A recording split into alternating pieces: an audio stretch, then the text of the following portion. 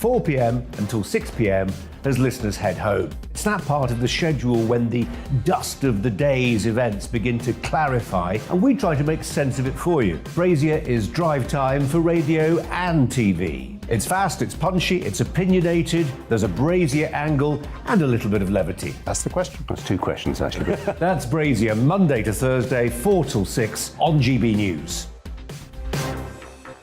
Hello, I'm Patrick Christie's. And I'm Mercy Moroki. Make sure that you join us Monday to Thursday, 10 a.m. until midday, right here on GB News for To The Point.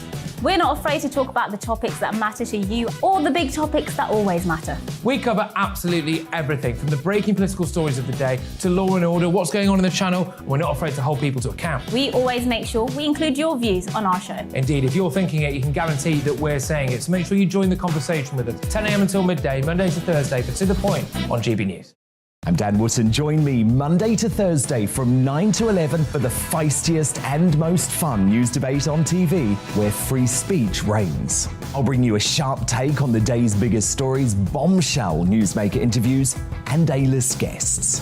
And I guarantee you, no spin, no bias, no censorship, and no reason to go to bed. That's Dan Wootton tonight, Monday to Thursdays from 9 on GB News.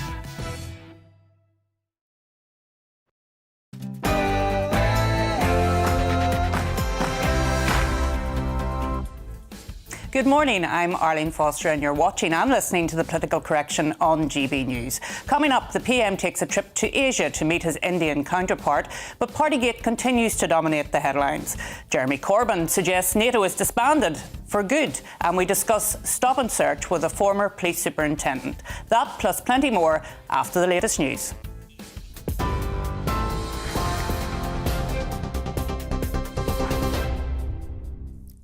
Good morning. It's 1 minute past 10. I'm Bethany Elsey in the GB newsroom. 3 government ministers and 2 shadow cabinet ministers have been reported to a parliamentary watchdog for allegations of sexual misconduct. That's according to the Sunday Times. It reports they're among 56 MPs who've been referred to the Independent Complaints and Grievance Scheme. The paper says allegations range from making sexually inappropriate comments to more serious wrongdoing, with at least one complaint believed to be criminal. Sir Keir Starmer has criticised the Met Police for not disclosing how many fines are being issued over Downing Street parties held in Westminster before the local elections. The Labour leader said it's in the public interest to know and that the Met should not have changed their practice. The Prime Minister has already been fined once for attending his own birthday gathering in June 2020. The first openly transgender MP has offered advice to young people struggling with their gender identity. Jamie Wallace told them not to wait as long as he waited. The Conservative MP for Bridgend has been praised for being open about having gender dysphoria, admitting he wasn't okay. He released a personal statement last month saying he wants to transition to be a woman and revealed he'd been raped and blackmailed. The Home Secretary has criticised the BBC for its coverage of the government's new immigration deal with Rwanda. Talking to The Telegraph, Priti Patel accused journalists of expressing an undercurrent of xenophobia. The Home Office says the plans will save lives by deterring migrants crossing the Channel in small boats. In other news, Ukraine's president says top US officials will visit him in Kiev today. He's hoping to secure more powerful defence weapons. Volodymyr Zelensky says the US Secretary of State and US Defence Secretary will travel to the capital later. The White House hasn't confirmed the visit yet. There are also reports President Zelensky wants to meet Vladimir Putin face-to-face for peace talks. But editor and Euromedian Press, Christine Elishevsky, told GB News Putin won't agree to that. Maybe Zelensky is trying to be diplomatic. That's what he should be doing. But I don't believe in any olive branches with Putin. Putin does not want to meet with Zelensky. And Putin does not want peace. Putin wants to conquer Ukraine and eliminate the Ukrainian nation. Meanwhile, the UK Defence Ministry says despite Russia making some territorial gains near Donbass, resistance has been strong and inflicted significant cost to Russian forces. But in the Black Sea port Odessa, at least 8 people have been killed as 2 missiles struck a military camp and 2 residential buildings. In the southern city of Mariupol, Ukrainian soldiers continue to defend the final stronghold at the Azovstal steel plant, and the governor of Luhansk says the barrage in the east is intensifying. France will vote on its new head today as the polls open in the French presidential election. The country will decide whether pro-European Union President Emmanuel Macron keeps his job or to unseat him by the so-called far-right candidate Marine Le Pen. 10 of the 26 people on board a tour boat that went missing off the coast of Japan have died.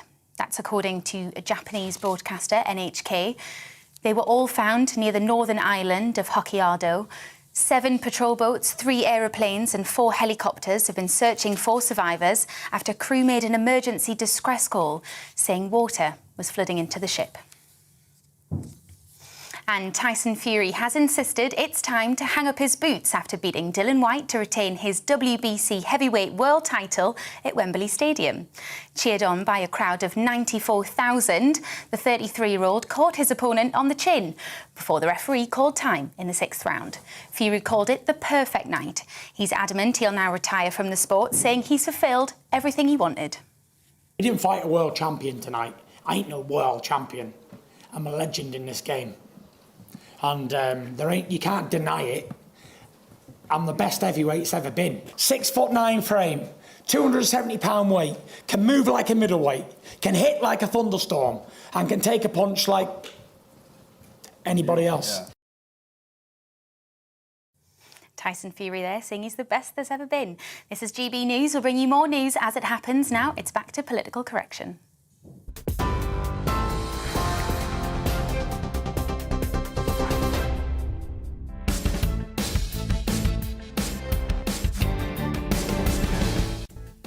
Good morning, you're watching GB News. This is The Political Correction. I'm Arlene Foster, and today I'm joined in the studio by Paul Embry and down the line by Deanna Davison. We're here for the next 2 hours to correct politics and put you, the people, back in charge. This is not about journalists talking to journalists, it's about you telling us what you think.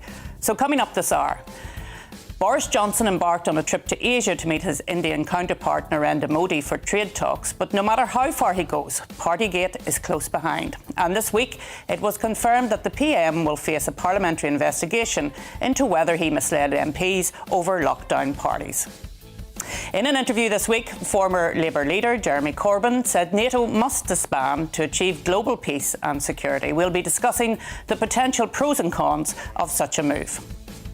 And a watchdog has found that police need to end the overuse of stop and search on black and ethnic minorities, saying mishandled searches can leave people feeling both humiliated and victimised. We'll be joined by a former superintendent. And as always, we want to hear from you today, so if you want to get involved in the conversation and have your email read out on the show, then please email us at gbviews@gbnews.uk or tweet us at gbnews. This is The Political Correction.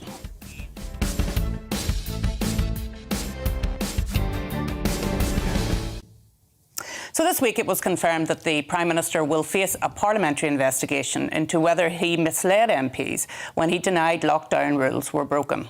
In a huge blow for the PM, former Minister Steve Baker joined various MPs in calling for his resignation, saying the Prime Minister should be long gone.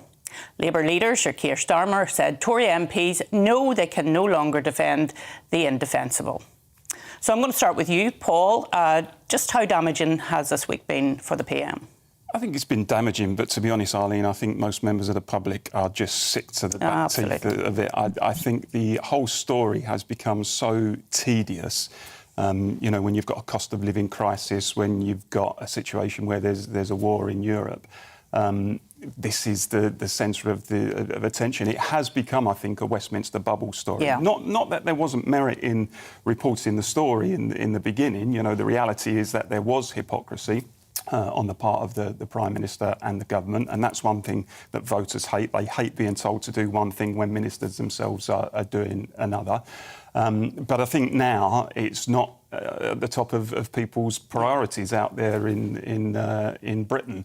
I do think, however, strictly on a procedural point, that with this Privileges Committee investigation, if it is found that the Prime Minister did lie to Parliament, that would be a serious issue, and I'd have to say I think it would be very, very difficult for him to continue in those circumstances. So that's still to run, and obviously there's talk that there may even be more fixed penalty notices as a result of other get-togethers that had gone on as well.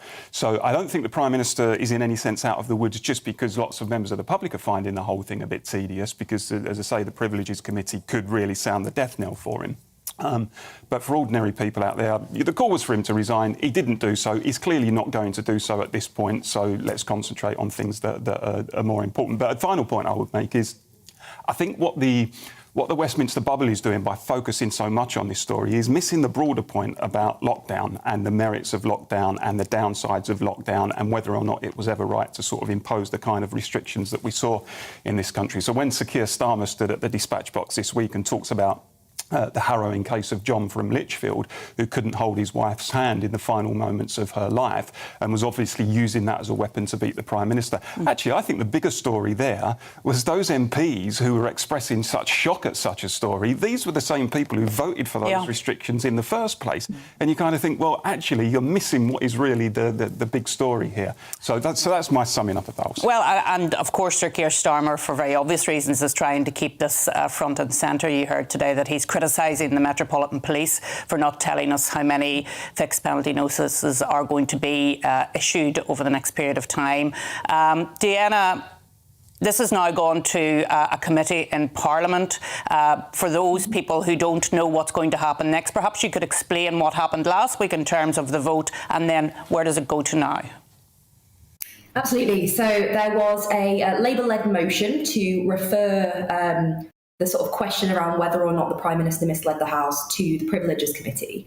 And the Privileges Committee is a very kind of old, long-standing committee that is set up to investigate kind of misconduct of MPs relating specifically to kind of parliamentary procedure, specifically to investigate contempt of Parliament. And the thing that we're obviously focusing on in that regard is this concept of misleading the House of Commons, which is, by parliamentary kind of ways, a very serious thing. So there was a Labour motion. Initially, it looked as though the government were going to whip against it. In the end, the government said it was a free vote. So had there been a vote in the House of Commons, then Conservative MPs could have voted however they wanted to. Regardless, I was going to vote for the motion because I felt like procedurally this is the right thing. There's no presumption of guilt. It's just saying that there should be a kind of free, fair, open investigation into this. In the end, there was no vote, and I've had a few of my own constituents get in touch with me to say, well, how come I can't find out how you voted? Basically, whenever the Speaker calls kind of, you know, as many of that opinion say aye, there's a big old shout. A lot of people will shout aye. Sometimes people will shout no. And if there's disagreement, it goes to a recorded division where you then have to walk through the voting lobbies and it registers a vote against your name. But what happened when this was voted on was everyone shouted aye, no one shouted no. So it sort of went through, we refer to it as on the nod, meaning that the motion passed without there being a formal vote. And then what happens? You also asked kind of what happens next. So effectively, what the motion called for was for the Privileges Committee to investigate whether the Prime Minister misled the House. Now, a key thing there is about whether he knowingly misled the House, and that's going to be one of the things that the Privileges Committee are going to have to figure out how they determine that. That investigation won't actually start until the Metropolitan Police's investigation has concluded. So we'll have kind of all the facts in front of us. The Privileges Committee is made up of 7 members. They will be able to call for evidence such as documents, emails, photographs, and they can also summon witnesses as well. At the moment, we're not quite sure how long that investigation will take. Probably a good few months, which means this story is going to keep dragging on, but certainly procedurally it's going to be really interesting, because if they do find that the Prime Minister knowingly misled the House, they would then potentially impose some sanctions, which can include asking for a full apology in the House, suspension from Parliament, and even expulsion from Parliament. So it can be quite serious. But there's a caveat. If they do recommend sanctions, they have to be voted on in the House of Commons for them to go forward.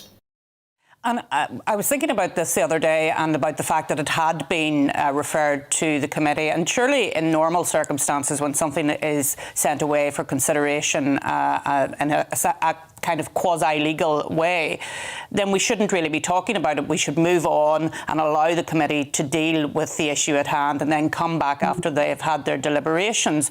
But it seems that this story is keeping, and as Paul says, I think the public are frankly fed up listening to it. Would it not be better to just allow the committee to do their work and we come back to talk about issues which people are very concerned about, and you know those issues as well as I do: war in Ukraine, cost of living crisis, energy crisis. And I think that's what people are expecting politicians to do. But this has become a huge Westminster bubble story, has it not? It really has. I mean, you know, as a Member of Parliament, the amount of kind of calls and texts from journalists asking to comment on the latest in Partygate. And actually, you know, I look at my inbox and the things that people are writing to me about. And I won't lie, there are some people who are concerned about kind of Partygate and the consequences and implications of it. But mainly it's people worried about the cost of heating their house. It's people worried about delays in getting their passports back. It's people who've, you know, nominated themselves for the Homes for Ukraine scheme and want to know how those applications are going. It's kind of real world stuff that people are facing on a day-to-day basis. Not Partygate. It doesn't mean that obviously it's not something that's concerning, but like you, Arlene, I think now that it's been referred, we need to A, let the Met Police conclude their investigation, B, let the Privileges Committee conclude their investigation, and in the meantime, just get on with the things that people are really, truly concerned about. And Deanna, we talked about the media there. I know yet again the media have been speculating on you as well. Absolutely. So the latest that I've learned about myself in the newspapers today is that apparently I have been in conversation with the Labour Party about defecting, which I can confirm is categorically untrue. Like that, by the way, Paul's very happy. Despite his attempted hypnosis over the past few months that I've known him, no, I am through and through Conservative.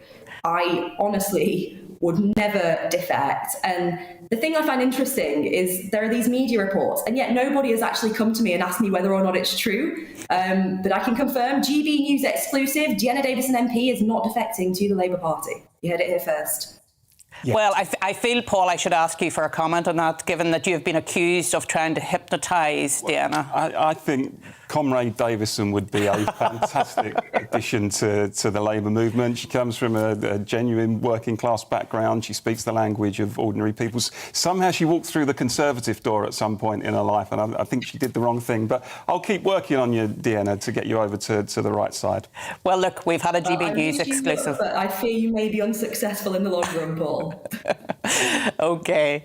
Well, we're going to move on now to talk about the other big news of the week, because amid the uncertainty and chaos at home, Boris Johnson has said that the UK-India trade deal could reach a whole new level. It comes after the PM met his Indian counterpart Narendra Modi in Delhi, where Johnson was on a trip to improve bilateral trade and bolster diplomatic ties. After a meeting between the two leaders, Johnson said he wanted to get a free trade deal with India done by Diwali, which is in late October. Well, joining us now to discuss the PM's trip and what it means going forward for trade between the UK and India is the Director of UK Trade Policy Project, David Henning.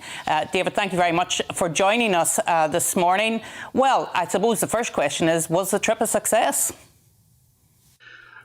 We've got to do business with India. It's a country of 1.4 billion people. It's going to overtake China soon as the world's largest country in terms of population. So I think all prime ministers and ministers are always going to want to go to India.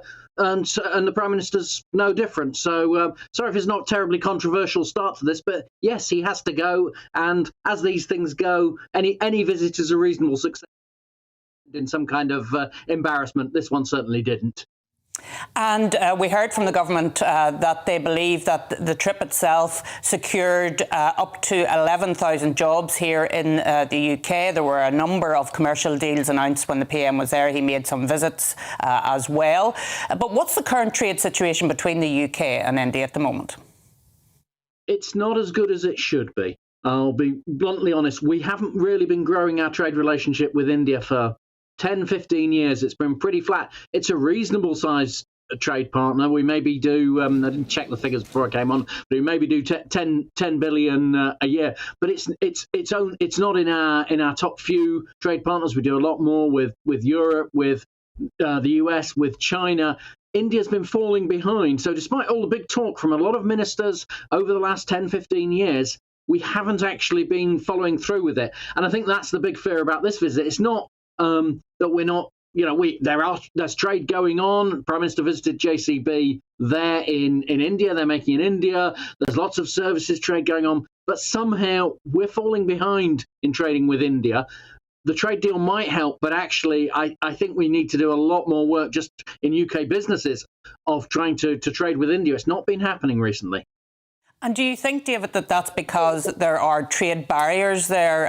If you're trying to trade into India, there can be barriers that are put up by India, because India famously is quite protectionist in relation to their trade. And have we seen any movement in those barriers since Modi came to power in 2014? India is an incredibly difficult market to operate in, and you don't just have barriers at the national level, you have them at the state level regulations as well. I mean, Indian businesses find it difficult to operate in India, never mind UK businesses. There is a feeling among a lot of people around the UK and elsewhere, the UK businesses tend to play it safe, and there have been problems in India. Vodafone had a long-running problem over their tax situation. I think is still going, actually. So it's not an easy market. So does a trade deal help? It might help. Do we need more businesses to try to be doing more in India? Yes, almost certainly.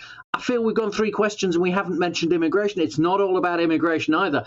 It's a tough market to operate in. It will be a tough trade negotiation as well. And Diwali may be the aim, but I don't know how much we'll be able to get from that. This is a long run project working with India. This is not something we're going to fix in 6 months.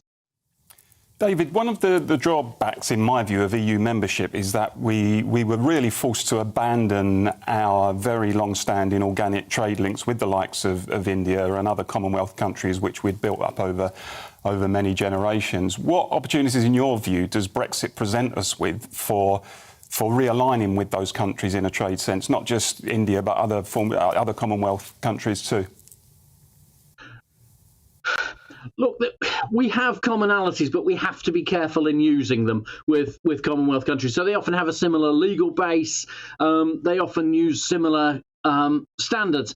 They can look to us, but on the other hand, they can also be quite. There's quite a legacy between us.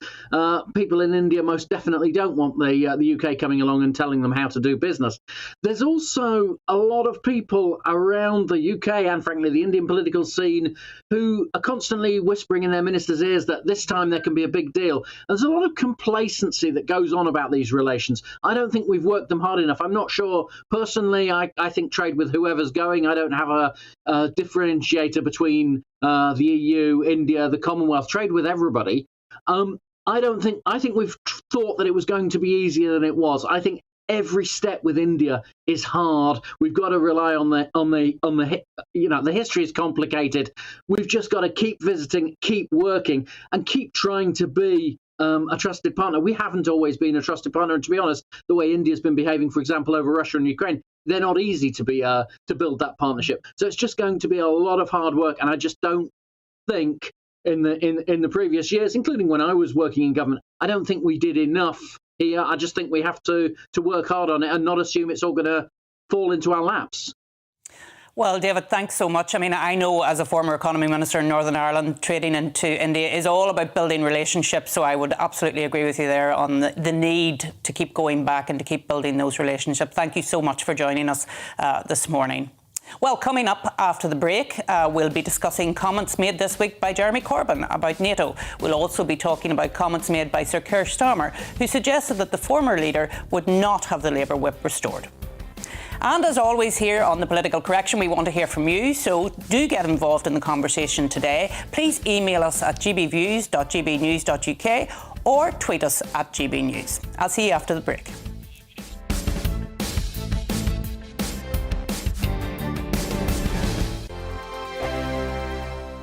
Hello, I'm Michelle Dewberry, and you can join me every weekday 6 till 7 on Jubes and Kerr. Me and my panel will get stuck right into the day's events, and I can tell you, in fact, I can warn you, expect some robust debate, some strong opinions and perspectives from both sides of the fence. It's about you at home as well. I love to read out all of your comments, or at least as many as I can. So join me, Michelle Dewberry, Monday to Friday, 6 till 7 on Jubes and Kerr. On radio, they call it the drive time slot, 4 p.m. until 6 p.m. as listeners head home. It's that part of the schedule when the dust of the day's events begin to clarify, and we try to make sense of it for you. Brazier is drive time for radio and TV. It's fast, it's punchy, it's opinionated, there's a Brazier angle, and a little bit of levity. That's the question. That's two questions, actually. That's Brazier, Monday to Thursday, 4 till 6 on GB News. Hello, I'm Patrick Christie's. And I'm Mercy Moroki. Make sure that you join us Monday to Thursday, 10 a.m. until midday, right here on GB News for To The Point. We're not afraid to talk about the topics that matter to you or the big topics that always matter. We cover absolutely everything, from the breaking political stories of the day to law and order, what's going on in the channel. We're not afraid to hold people to account. We always make sure we include your views on our show. Indeed, if you're thinking it, you can guarantee that we're saying it. So make sure you join the conversation with us, 10 a.m. until midday, Monday to Thursday, for To The Point on GB News. I'm Dan Wootton. Join me Monday to Thursday from 9 to 11 for the feistiest and most fun news debate on TV, where free speech reigns. I'll bring you a sharp take on the day's biggest stories, bombshell newsmaker interviews, and A-list guests. And I guarantee you, no spin, no bias, no censorship, and no reason to go to bed. That's Dan Wootton tonight, Monday to Thursdays from 9 on GB News.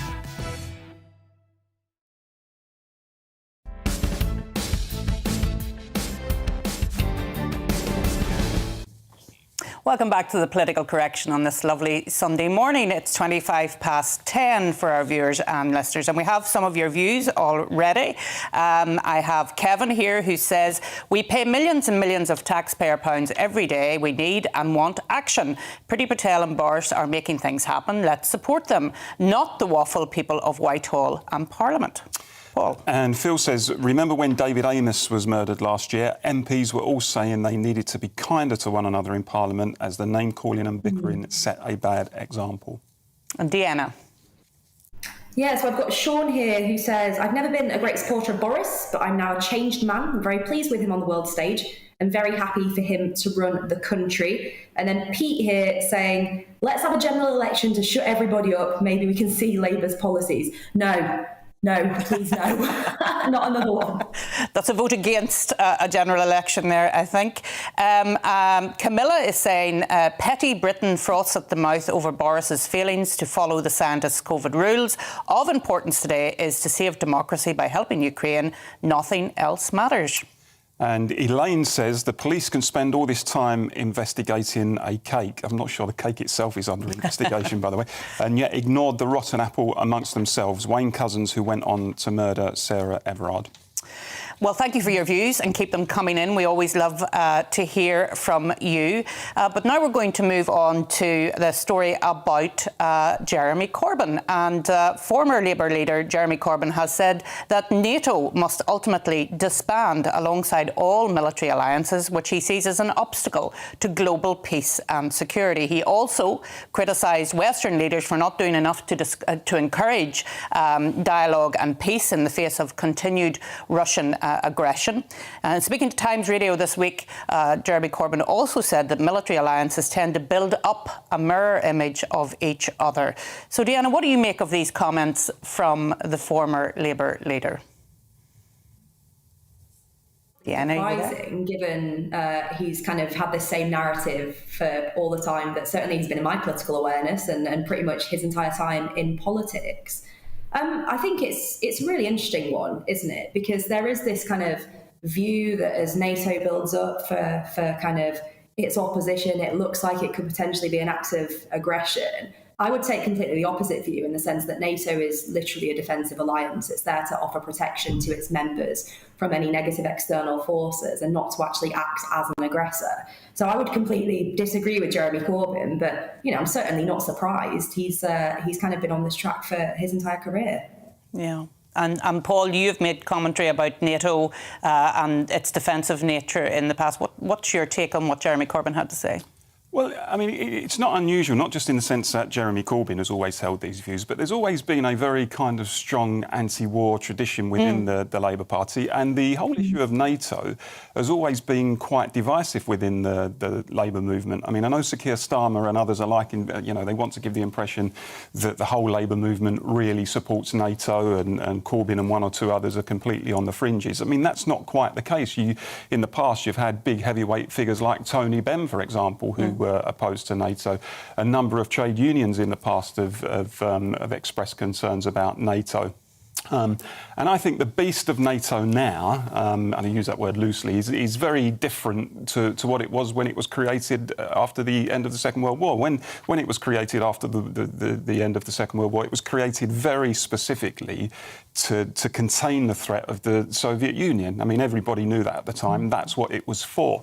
Following the collapse of the Soviet Union in '91, I think NATO has been kind of scratching around a little bit, trying to find its purpose. And I'm not sure that even NATO necessarily knows what it is for. And the collection of member states of NATO doesn't seem to be particularly coordinated. I mean, for example, you have Turkey, which has got an awful human rights record in some respects, which is a member of NATO. So there doesn't seem to be any pattern as to why a particular member state should be accepted as a member of NATO. I mean, on Deanna's point, I mean, it's often argued that NATO is a defensive organisation, and of course, largely it is, and that's what it claims to be.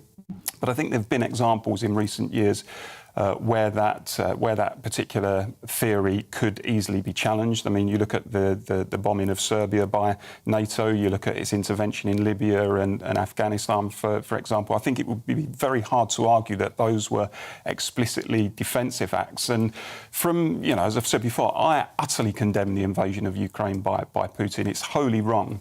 But I think there are genuine security concerns among Russians about an organisation that was set up specifically to curtail the Soviet Union. I mean, Russia is the main legacy country of the Soviet Union, of course, creeping closer and closer to their border in the same way as I've argued before that if China and Russia entered into a military alliance and tried to inveigle Canada or Mexico into that alliance, I'm sure the White House would express concerns about that. But on Corbyn, look, this is a tradition on the left of the Labour Party. It's long been argued that NATO is not a force for good, so I wasn't particularly surprised by what he said. Thanks, Paul. Well, joining us now to discuss this further is former NATO commander, Rear Admiral Chris Parry. Thank you so much, Chris, for coming on the show this morning. First of all, I have to ask you, what did you make of Jeremy Corbyn's comments about NATO? Well, I've spent my whole life listening to Jeremy Corbyn. He's a serial offender on this sort of thing. He's a great one for banging the peace drum, anti-war, but he doesn't really come up with any solutions for dealing with dictators and totalitarian regimes. I think we're familiar with people like Jeremy from the 1930s. These are the people who would have appeased Hitler and would have let Hitler take over the whole of Europe. So I've ceased listening to Jeremy Corbyn. I think a lot of people have. Indeed. And I take the view, actually, that what has happened over this past couple of months has actually strengthened NATO. And when we see Finland and Sweden moving to actually join NATO, surely that's an indication that it is working. Yeah, I mean, NATO's mission hasn't changed over the whole time of its existence. It's always been about defence of its members and their territorial and sovereign identity. Lord Ismay in 1952, the first Secretary General, said the whole point of NATO is to keep the United States in, the Russians out, and the Germans down.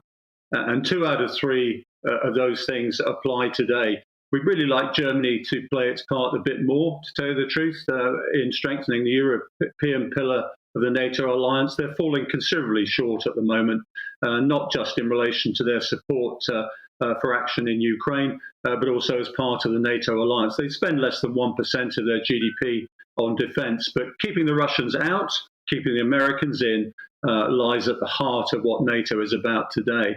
And let's not forget that the actions that NATO has taken outside its own area in the past 20 years have been in relation to what happened on 9/11. NATO declared Article 5, which is an attack on one, is an attack on all, and that's why it's been involved in Afghanistan in particular. in the last 20 years. We mustn't forget that NATO doesn't always act as an alliance. Some of its members, particularly in the Balkans and in Iraq, act on their own as sovereign nations. It's not NATO that's doing that. But NATO certainly was involved in Libya, and that was at the behest of Britain and France, backed up by the United States. And you could say that Libya is in NATO's near abroad. You mentioned earlier on that Finland and Sweden might want to join. Yes, of course, in the face of Russian aggression demonstrated in Ukraine, of course, they want to join. And it's an interesting question in my mind. If Putin had attacked either Finland or Sweden, whether NATO would have seen its vital interests in the northern flank endangered to the extent that they would have intervened directly. I think they would. Deanna, you have a question.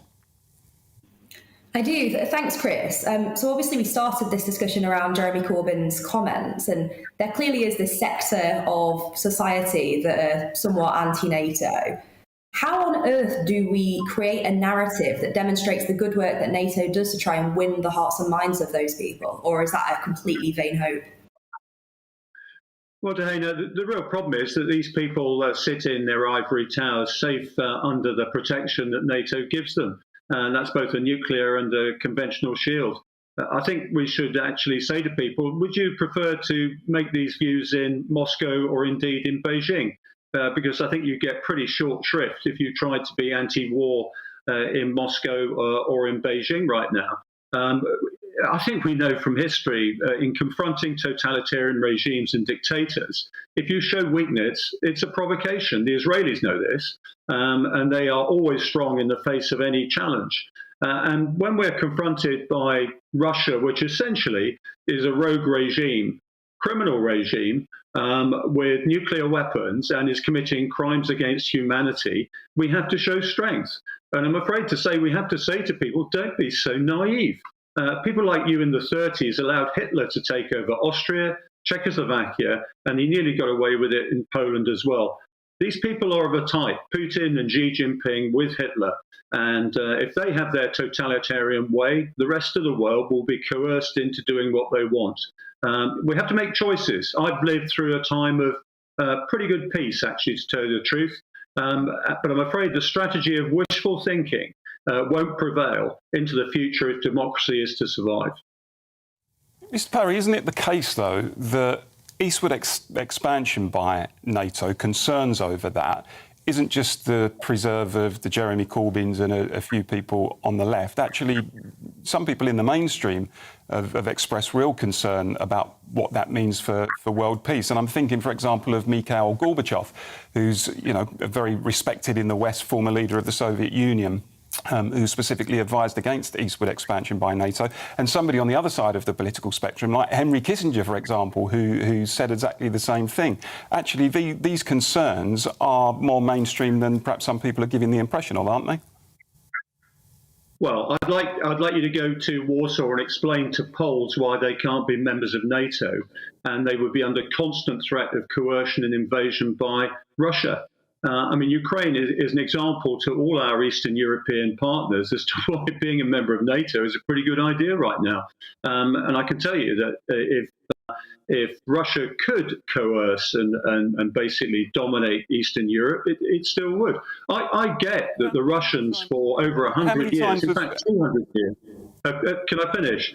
Over 200 years have sought to dominate the Baltic and the Black Sea. They've got a real issue about that. But the fact of life is free people are allowed to choose the clubs to which they belong. It's not a question of expansion. It's the question of the Poles, the Czechs, the Slovenes, the Slovakians saying, look, we've got this axe murderer next door. History shows us that that country will walk all over us if it gets the chance. And we need the protection of the United States and Western Europe. NATO didn't consciously go out and recruit people. These are volunteers who said, look, we're afraid of Russia, and quite rightly so, as we've seen in Ukraine, and we'd like to join your club. Yeah, that's fine. Gorbachev can say all he likes about Russia's interests, but the interests of the free world mean that free people need to associate together to resist totalitarianism. Sorry. You talk about Poland. How many times has Russia threatened to invade Poland since the collapse of the Soviet Union in '91? Well, they haven't been able to because Poland's been a member of NATO. They haven't threatened. Well, you need to read some of the rhetoric in the Russian press and also amongst the Russian so-called intelligentsia. Right now, Poland is in the front line and in the gun sights of most of the Russian elite. I think you have to be on the ground. Poland is a country across which Russians and Germans have marched for the best part of 300 years. And it's all very well for us to sit in London behind the best tank trap in Europe in the English Channel, okay, and say, actually, you Poles and you Czechs, you don't belong to this club. Yeah, of course they've got to belong to the club. Anywhere in the world where free people are, we have to support them against some very vicious totalitarian regimes. Just look at what China is doing in Xinjiang. No country wants that happening to them. Look what Russia's done to Ukraine. Russia would throw its weight around in Eastern Europe, and if those countries don't belong to a strategic alliance like NATO, they will be vulnerable.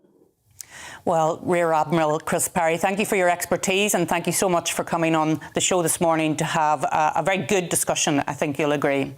So coming up after the break, we're joined in the studio by a former superintendent to discuss stop and search and recent findings from a watchdog that the practice unfairly targets ethnic minorities. And as ever, we want to hear from you today, so please do email us at gbviews@gbnews.uk or you can tweet us at gbnews. See you after the break.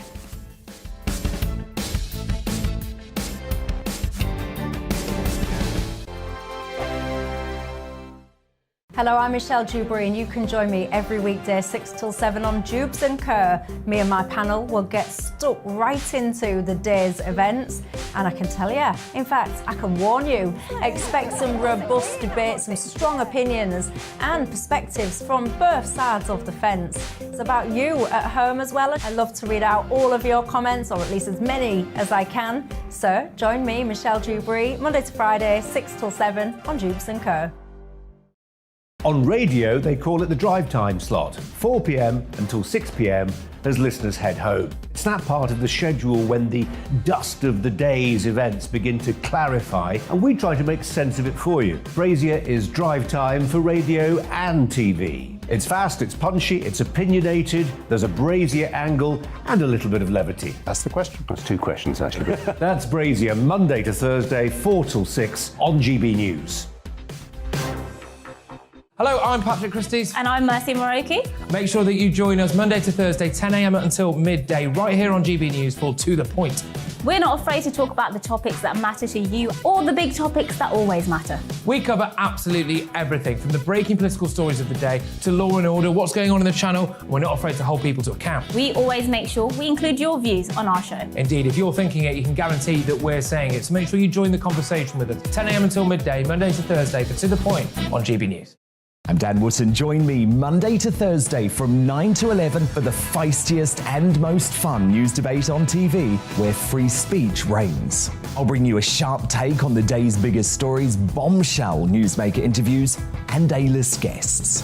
And I guarantee you, no spin, no bias, no censorship, and no reason to go to bed. That's Dan Wootton tonight, Monday to Thursdays from 9 on GB News.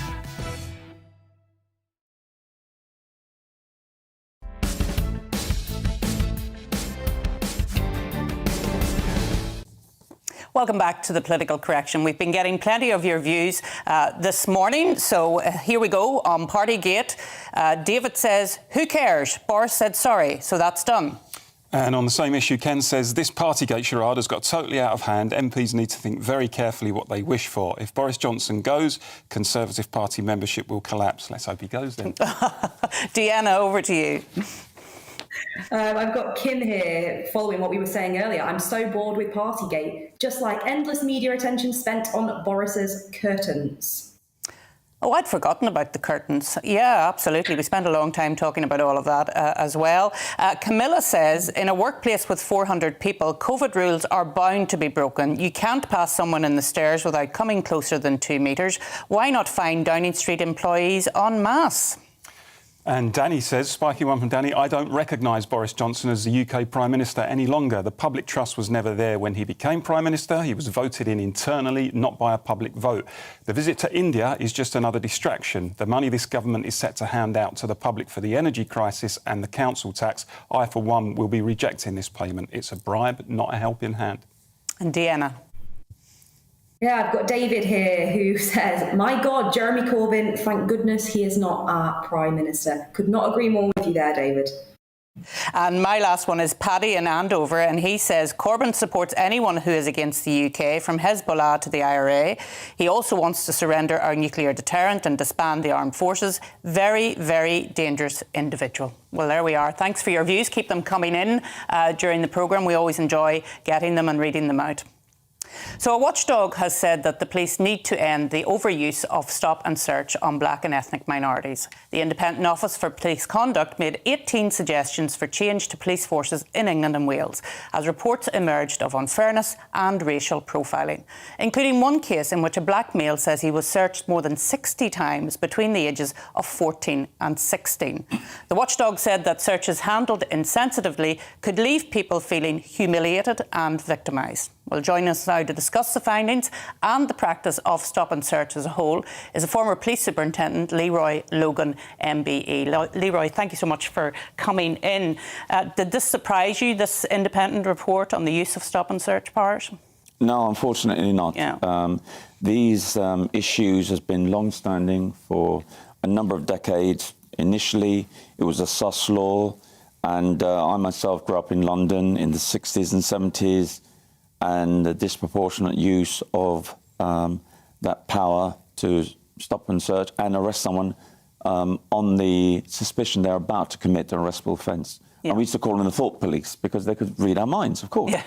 And then it got repealed in '84 and replaced by the Police and Criminal Evidence Act, where you have your Section 1 stops. Mm-hmm. And unfortunately, the racial profiling has mirrored itself again since then, and even though there's a lot more accounting of stops and search and being noted and hopefully acted upon, and people have a robust way of complaining, but you still see that black people are 9 to 10 times more likely to be stopped and searched than the white counterparts, especially under Section 60 of the Criminal Justice and Public Order Act, where people can be stopped in a defined area without reasonable ground. Yeah. It's over 20 times more likely. Is it fair to argue that disparities in statistics, so for example, more black people being stopped than white people, isn't of itself evidence of prejudice? Because if there are areas of high crime, if there are areas of gang violence, and there's a disproportionately higher number of black people who live in those areas, and the police want to target gang violence and knife crime, for example, inevitably it will probably mean that more black people would be stopped. So could it be that there isn't any inherent racism there? It's just what some people might call practical policing? No, unfortunately, you find that a lot of it is around the hit rate. 1 in 10 of those stops leads to something further, not even an arrest or any sort of article being achieved, whether it's drugs or prohibited articles, whatever. And a lot of it is not intelligence-based. So if you are having carried out stop and search myself for many years and supervised teams, you have to have the intelligence driving your stop and search. Unfortunately, even this report is showing that a large number of them is a fishing expedition. Yeah. And then the other thing that hides a lot of these figures is stops under the Road Traffic Act, Section 163, where they stop people under producer documents or the conduct of how you're driving, and then it goes on to a search. But it's not recorded as such. So these figures could be a lot more inflated, but it's because it's under a lot of it under the Road Traffic Act. You don't see as many. So unfortunately, the various reports from McPherson right up to this report is showing that this is not just about numbers on the streets and all that. This is racial profiling, and it's got to stop. Yeah.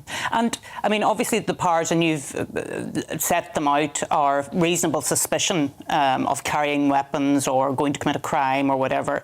And I suppose for our viewers and listeners, how is that tested, that objective thought that these people are on their way to commit a crime or they have drugs? How is that assessed? Well, it can be from where you're briefed at the station, information received, and it's gone through the rigour to ensure that information is secure intelligence. Or it's from people out the street or CCTV or any reliable sources of information that that person is in possession of something that you need to, whether it's a knife or other weapons. And then, of course, you would like to think through questions and answers by the officers speaking to the individual, that if it allows, sometimes people do play up and there needs to be a lot more hands-on approach. But invariably, you can get an idea of, is that the right person? And we're not harassing people just because of the colour of the skin or how they're dressed or whatever. And as a result of that, you start to get, there's a process. So it's not rocket science. It is quite... But I suppose what I'm trying to get to is the tool of stop and search is an important tool, isn't it? Absolutely. And it's something that the police will need into the future as well. It is a very important tool, but a blunt tool nonetheless. What sharpens it up is intelligence from the community. So the more the community trusts you, the more they'll give you information of who's doing what, where they stash their drugs or their weapons or, you know, where the feuds are. So you're a lot more proactive. You're not just firefighting type police and reacting from one event to another. So that's the thing. Understand, stop and search is definitely not against the community. It's working for the community. And I think we also need to understand that there's never been a direct correlation between stop and search and knife crime. There's never been, you reduce stop and search, knife crime goes up.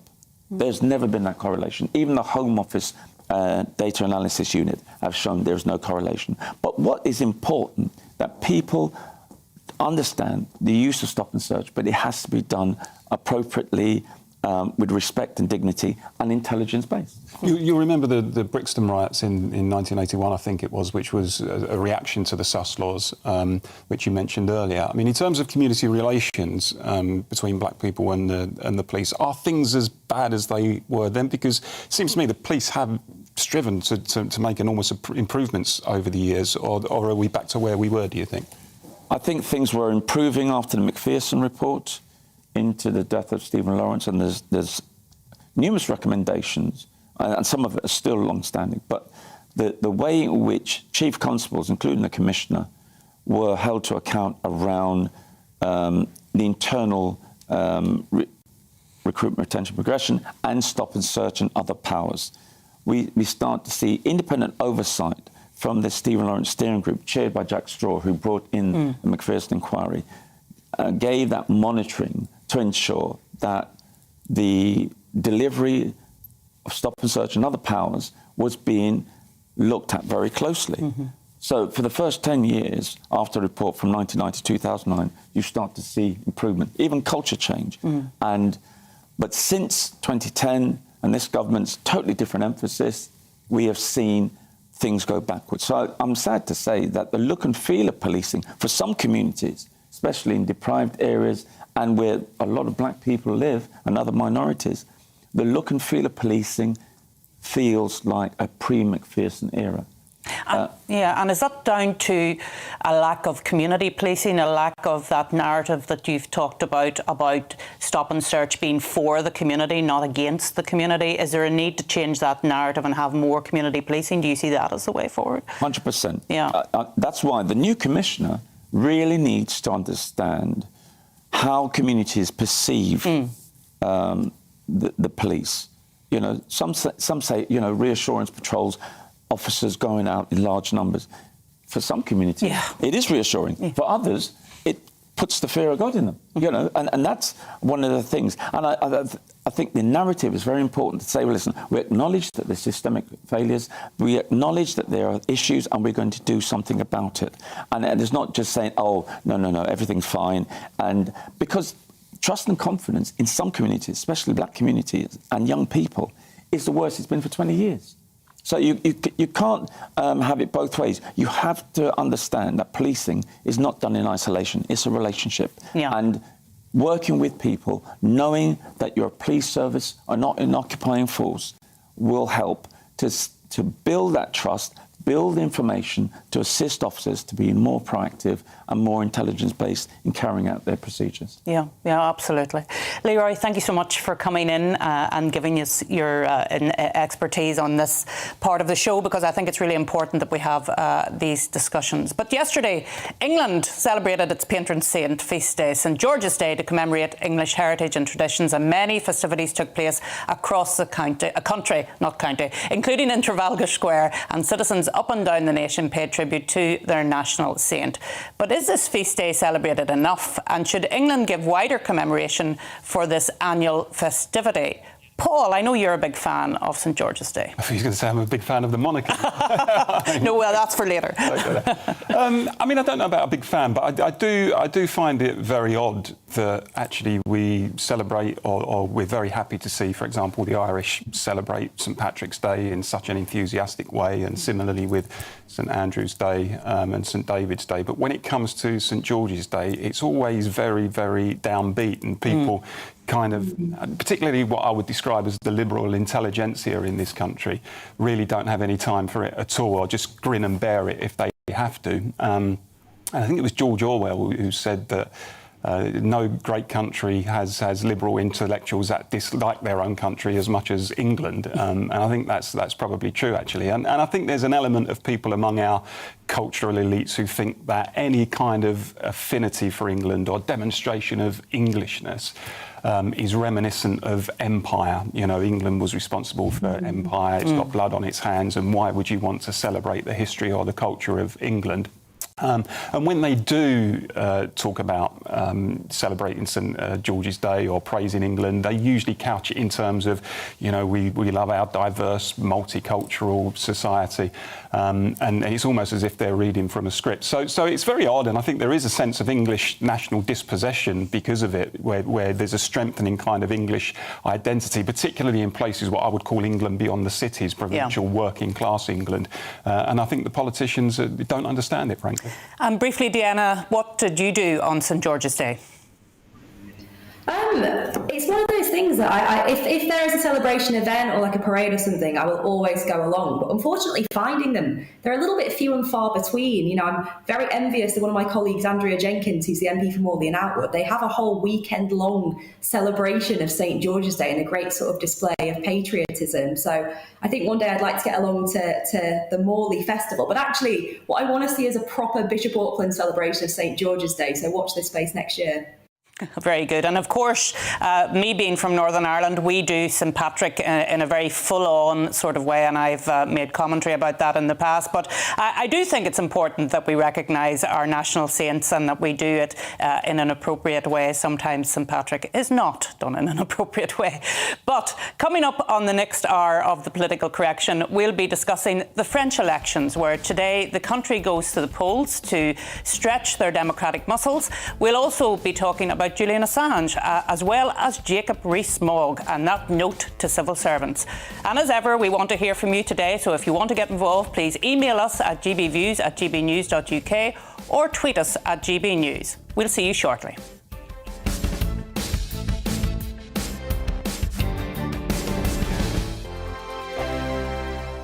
Hello, I'm Michelle Dewberry, and you can join me every weekday 6 till 7 on Jubes and Kerr. Me and my panel will get stuck right into the day's events, and I can tell you, in fact, I can warn you, expect some robust debates, some strong opinions and perspectives from both sides of the fence. It's about you at home as well. I love to read out all of your comments, or at least as many as I can. So join me, Michelle Dewberry, Monday to Friday, 6 till 7 on Jubes and Kerr.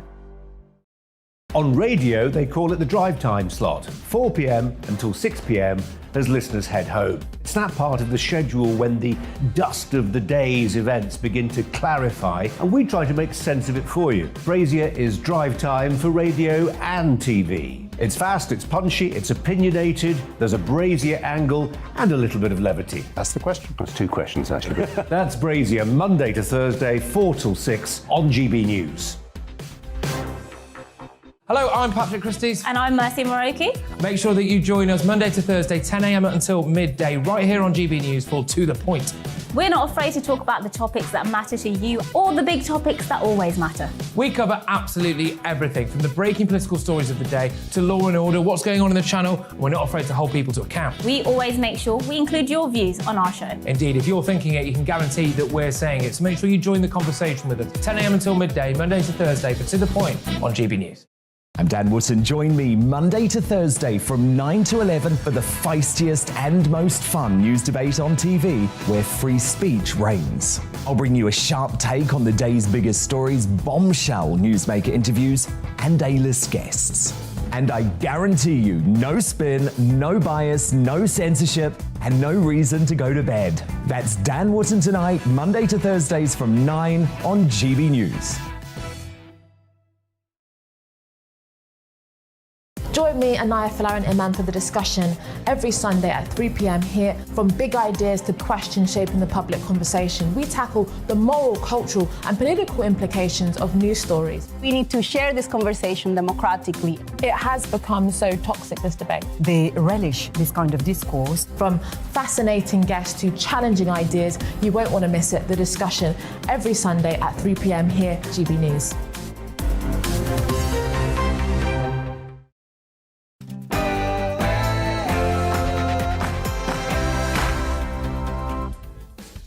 Good morning, you're watching and listening to GB News. Coming up on the political correction, Emmanuel Macron and Marine Le Pen face voters in France's presidential election today.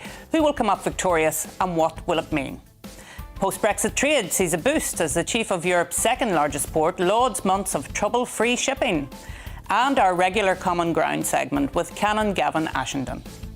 And a UK court approves the extradition of Julian Assange on espionage charges. Is this decision the right one? That plus plenty more after the latest news.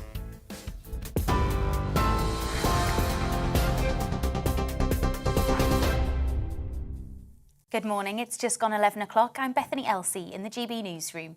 3 government ministers and 2 shadow cabinet ministers have been reported to a parliamentary watchdog for allegations of sexual misconduct. That's according to the Sunday Times. It's reported they're among 56 MPs who've been referred to the Independent Complaints and Grievance Scheme. The paper says allegations range from making sexually inappropriate comments to more serious wrongdoing, with at least one complaint believed to be criminal. Sir Keir Starmer has criticised the Met Police for not disclosing how many fines are being issued over Downing Street parties before local elections later in May. The Labour leader said it's in the public interest to know, and the Met should not have changed their practice. The Prime Minister has already been fined once for attending his own birthday gathering in June 2020. The first openly transgender MP has offered advice to young people struggling with their gender identity. Jamie Wallace told them not to wait as long as he waited. The Conservative MP for Bridgend has been praised for being open about having gender dysphoria, admitting he wasn't okay. He released a personal statement last month saying he wants to transition to be a woman and revealed he'd been raped and blackmailed.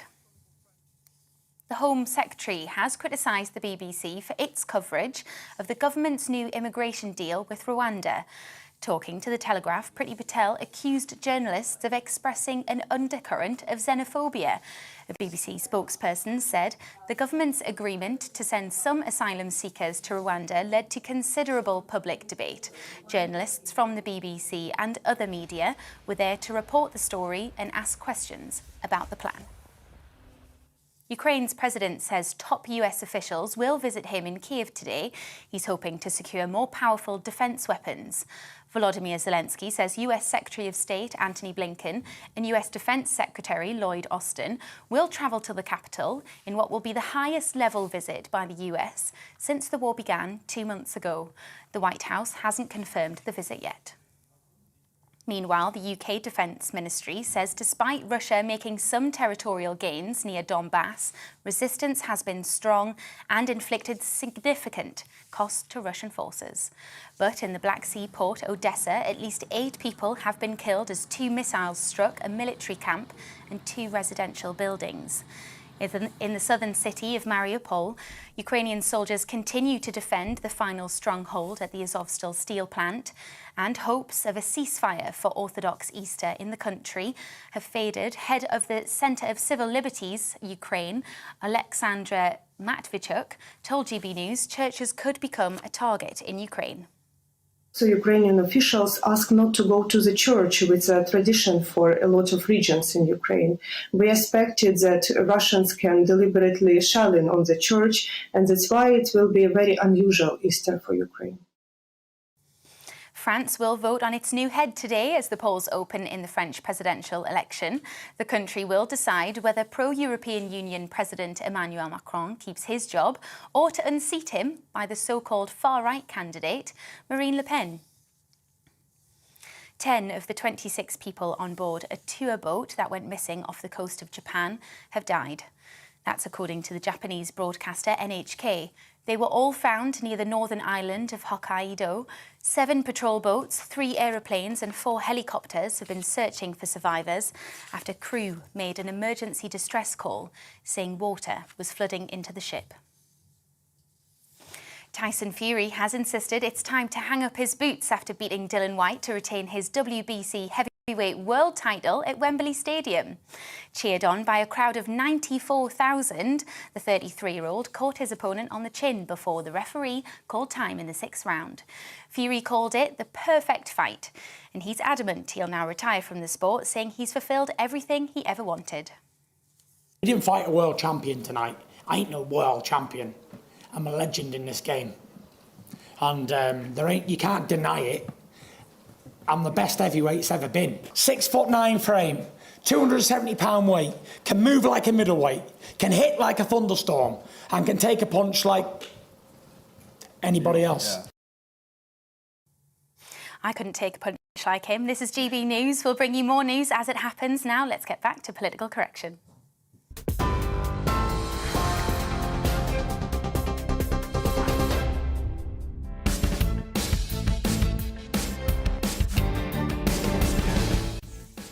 Good morning. You're watching and listening to GB News. This is the Political Correction, and we're here for the next hour to correct politics and put you, the people, back in charge. Coming up this hour, as voters head to the polls across France to pick their new president, what are Macron and Le Pen's prospects for victory? And what would it mean for France and the world? Minister for Brexit Opportunities Jacob Rees-Mogg caused a stir this week after leaving a "sorry I missed you" note on the empty desks of civil servants who are still working from home.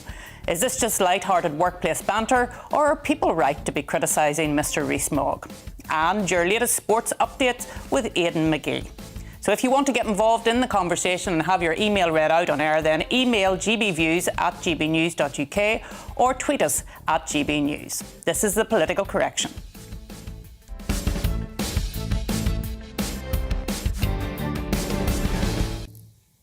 So voters in France are heading to the polls today to decide who should be their next president. In a hotly anticipated contest, incumbent President Emmanuel Macron and his Front National rival Marine Le Pen are battling for victory, as latest polls show President Macron taking a narrow lead. With pundits predicting how low turnout across the nation, President Macron has urged citizens to head to the polls, saying a Le Pen victory is still a very real prospect. So what can we expect to see in the coming hours, and what would it mean for France's future and indeed the world? Well, joining us now from France is our reporter Paul Hawkins, who is on the ground following the developments with this crucial election. Paul, it's good to see you. Morning, Arlene. Nice to see you, Paul. What can we expect to see today happening across France? Well, you can expect to see lots of people exercising their democratic right to vote. In fact, 48.7 million people going to the polls in France today for the second round of the presidential election. That's a school just behind us. There was a queue snaking down the block earlier, but it is time for lunch here, so the queue's somewhat dissipated, but there will be queues here later today, and people putting their vote in all across the country today. Voter turnout is really important. 72% is the expected turnout, which is low by French standards.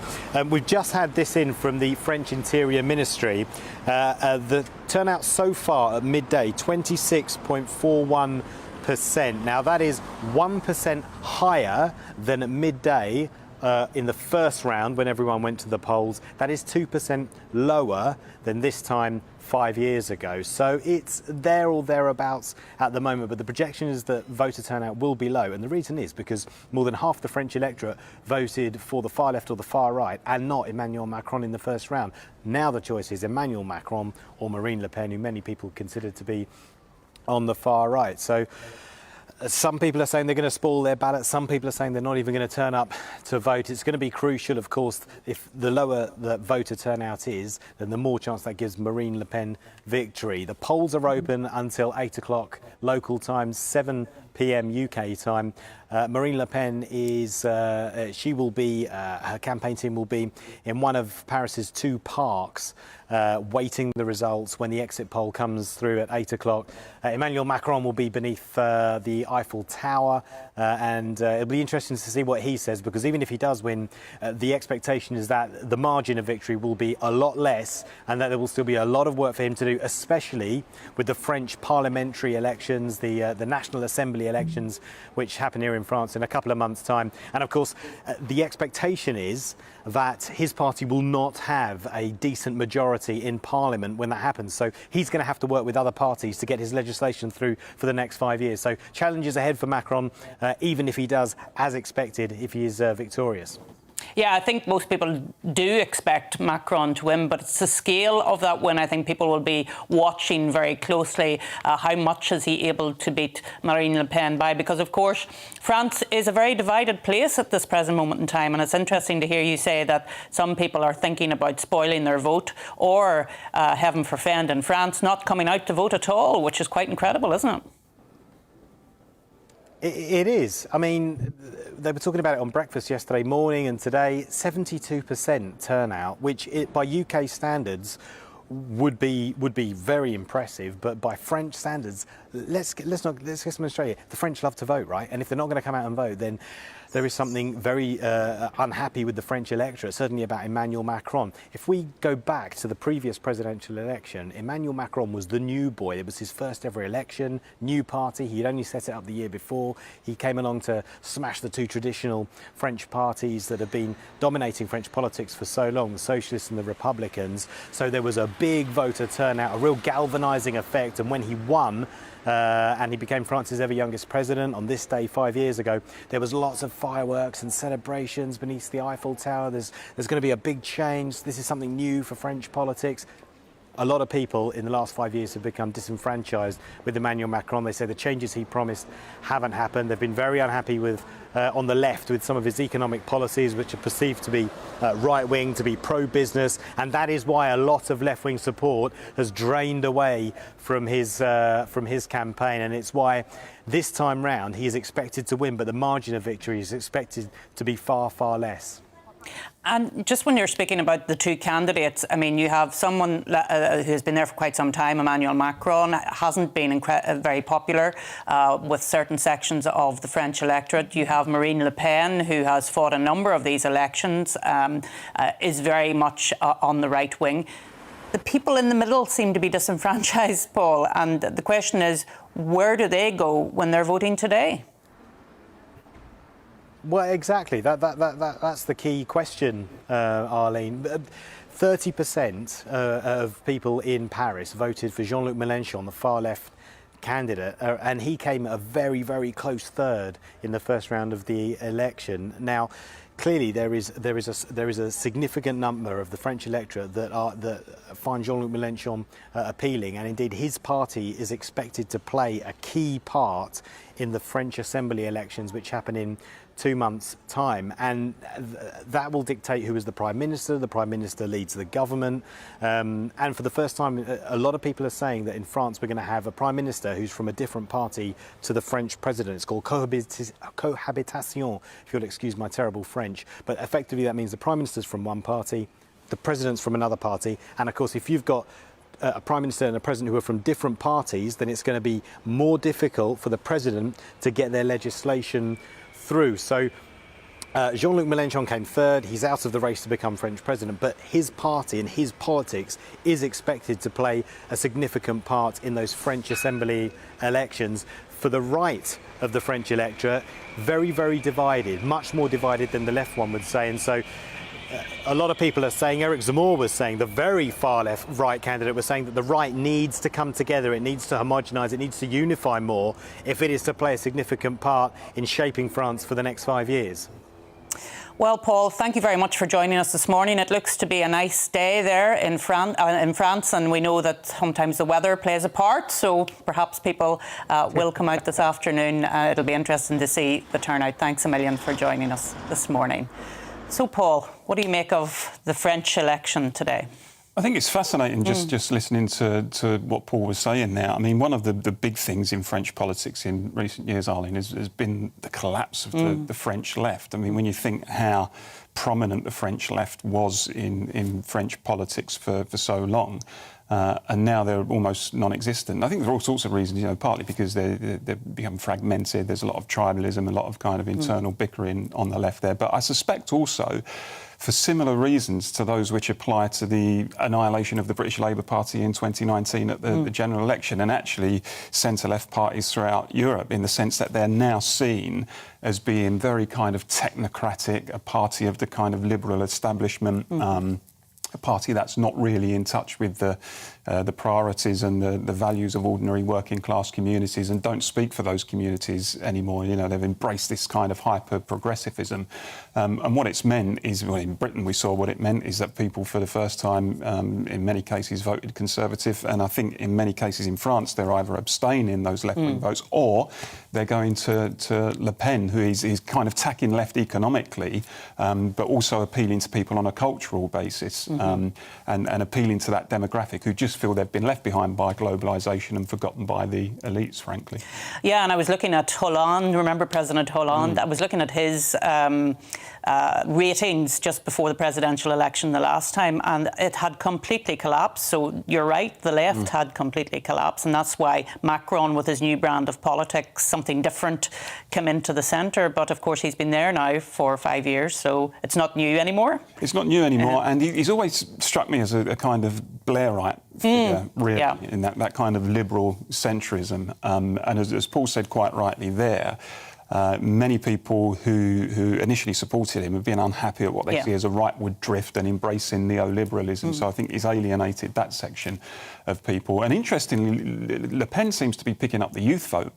I mean, we're constantly told in this country how young people are kind of very liberal and very strong on environmental issues, not bothered about cultural issues. I think that's largely true.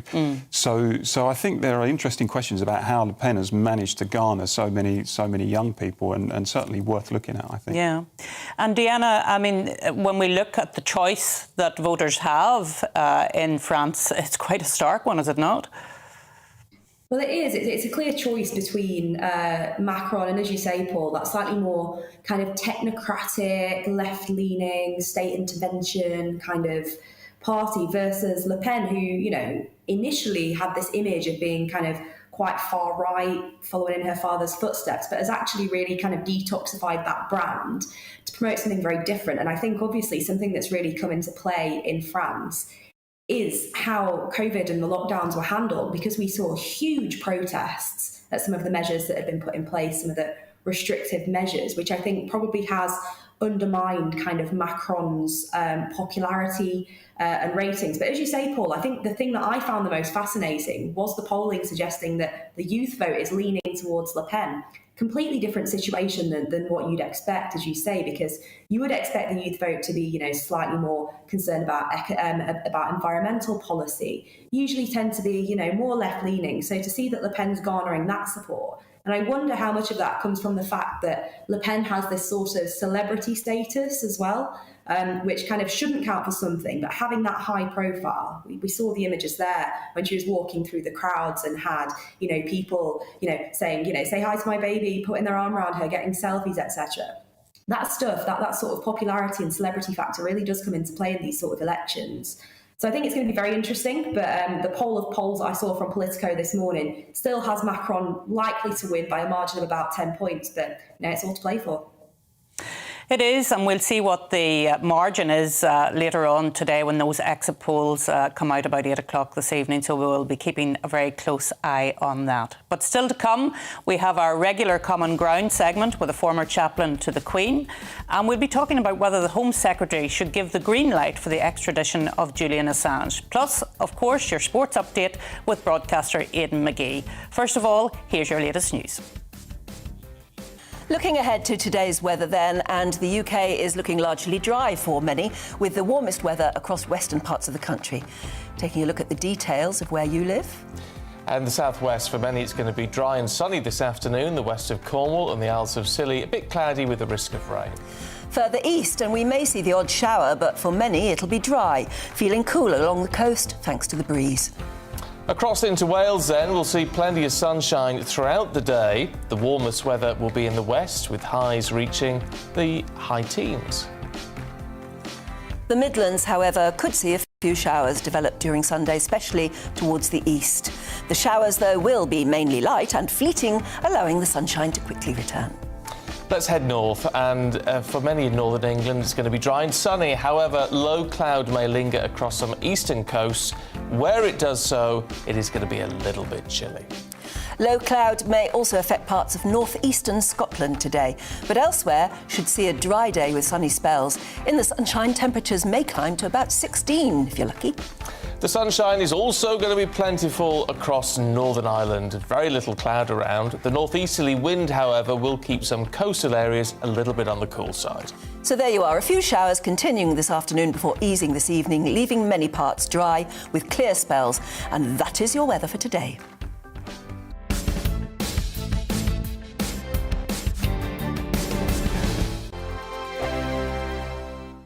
Hello, I'm Michelle Dewberry, and you can join me every weekday 6 till 7 on Jubes and Kerr. Me and my panel will get stuck right into the day's events, and I can tell you, in fact, I can warn you, expect some robust debate, some strong opinions and perspectives from both sides of the fence. It's about you at home as well. I love to read out all of your comments, or at least as many as I can. So join me, Michelle Dewberry, Monday to Friday, 6 till 7 on Jubes and Kerr. On radio, they call it the drive time slot, 4 p.m. until 6 p.m. as listeners head home. It's that part of the schedule when the dust of the day's events begin to clarify, and we try to make sense of it for you. Brazier is drive time for radio and TV. It's fast, it's punchy, it's opinionated, there's a Brazier angle and a little bit of levity. That's the question. That's two questions, actually. That's Brazier, Monday to Thursday, 4 till 6 on GB News. Hello, I'm Patrick Christie's. And I'm Mercy Moroki. Make sure that you join us Monday to Thursday, 10 a.m. until midday, right here on GB News for To The Point. We're not afraid to talk about the topics that matter to you or the big topics that always matter. We cover absolutely everything, from the breaking political stories of the day to law and order, what's going on in the channel. We're not afraid to hold people to account. We always make sure we include your views on our show. Indeed, if you're thinking it, you can guarantee that we're saying it. So make sure you join the conversation with us, 10 a.m. until midday, Monday to Thursday, for To The Point on GB News. I'm Dan Wootton. Join me Monday to Thursday from 9 to 11 for the feistiest and most fun news debate on TV, where free speech reigns. I'll bring you a sharp take on the day's biggest stories, bombshell newsmaker interviews, and A-list guests. And I guarantee you, no spin, no bias, no censorship, and no reason to go to bed. That's Dan Wootton tonight, Monday to Thursdays from 9 on GB News. Where would you like to go? Just take me to the studio, please, Matt. You know where you're going. I've got a show to do. Friday Night Feast on GB News, 7 p.m. And it's like nothing you've ever seen before. We take a different angle on the week's biggest news stories. The viewers and listeners set me some absolutely mad challenges to do. We tried to rehome a rescue dog. And yes, there's some other wacky stuff in there as well. I feel like I could take on the world. Well, that's that. Friday Night Feast with me, Patrick Christie's, every Friday, 7 till 9 p.m. on GB News. Be there. Every night at 11 on GB News, we bring you the next day's stories the day before. It's basically like time travel. If it's a big story, we'll cover it, guaranteed. But we'll also have some fun along the way. Big opinions, big laughs. Sometimes big hair. This is Headliners, the paper review show that won't send you to sleep like the others will. 11 p.m, 7 nights a week. Join us.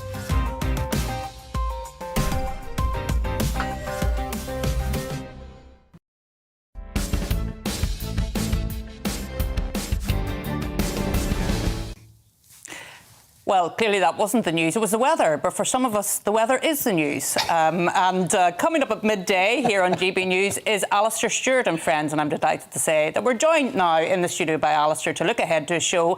But before that, I'm going to find out what he thinks of St George's Day. I'm very pro St George's Day. I love all that kind of celebration, but I also like St Andrew's Day. Yeah. All of us are left completely in the wake of St Patrick's Day, whether it's Dublin or New York. Yes. I'm pro-Brit. And I'm a nationalist, and I'd just like people to embrace all of the heritage. I listened to Kenneth Branagh and Judi Dench in Stratford, and I spoke to Anthony Selden on the programme yesterday, the former Vice-Chancellor of Buckingham University, who's a very dear friend of mine, and he was in Stratford for that great celebration. And I really missed a trick. I should have asked him. He was talking about Boris Johnson's challenges and what have you, and I should have said, well, just remember that in Julius Caesar, Shakespeare's great work, it isn't one person who sees you off. It's when you get critical mass. We're funnily enough picking up on something that you were talking to David Hennig about earlier on. What sort of Prime Minister is it who, when under pressure, back against the wall, which we talked a lot about yesterday, doesn't fight the good fight in the House of Commons, goes to India and tries to strike a trade deal? I'm absolutely delighted to say that joining us live on the sofa today is Penny Mordaunt, who is the Minister for International Trade, and she's just back from the United States of America.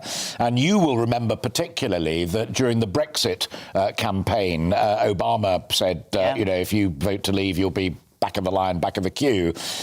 Penny's out there fighting the good fight, and it's really interesting because it's not just a straightforward trade deal, and you know this from your days as First Minister doing trade work.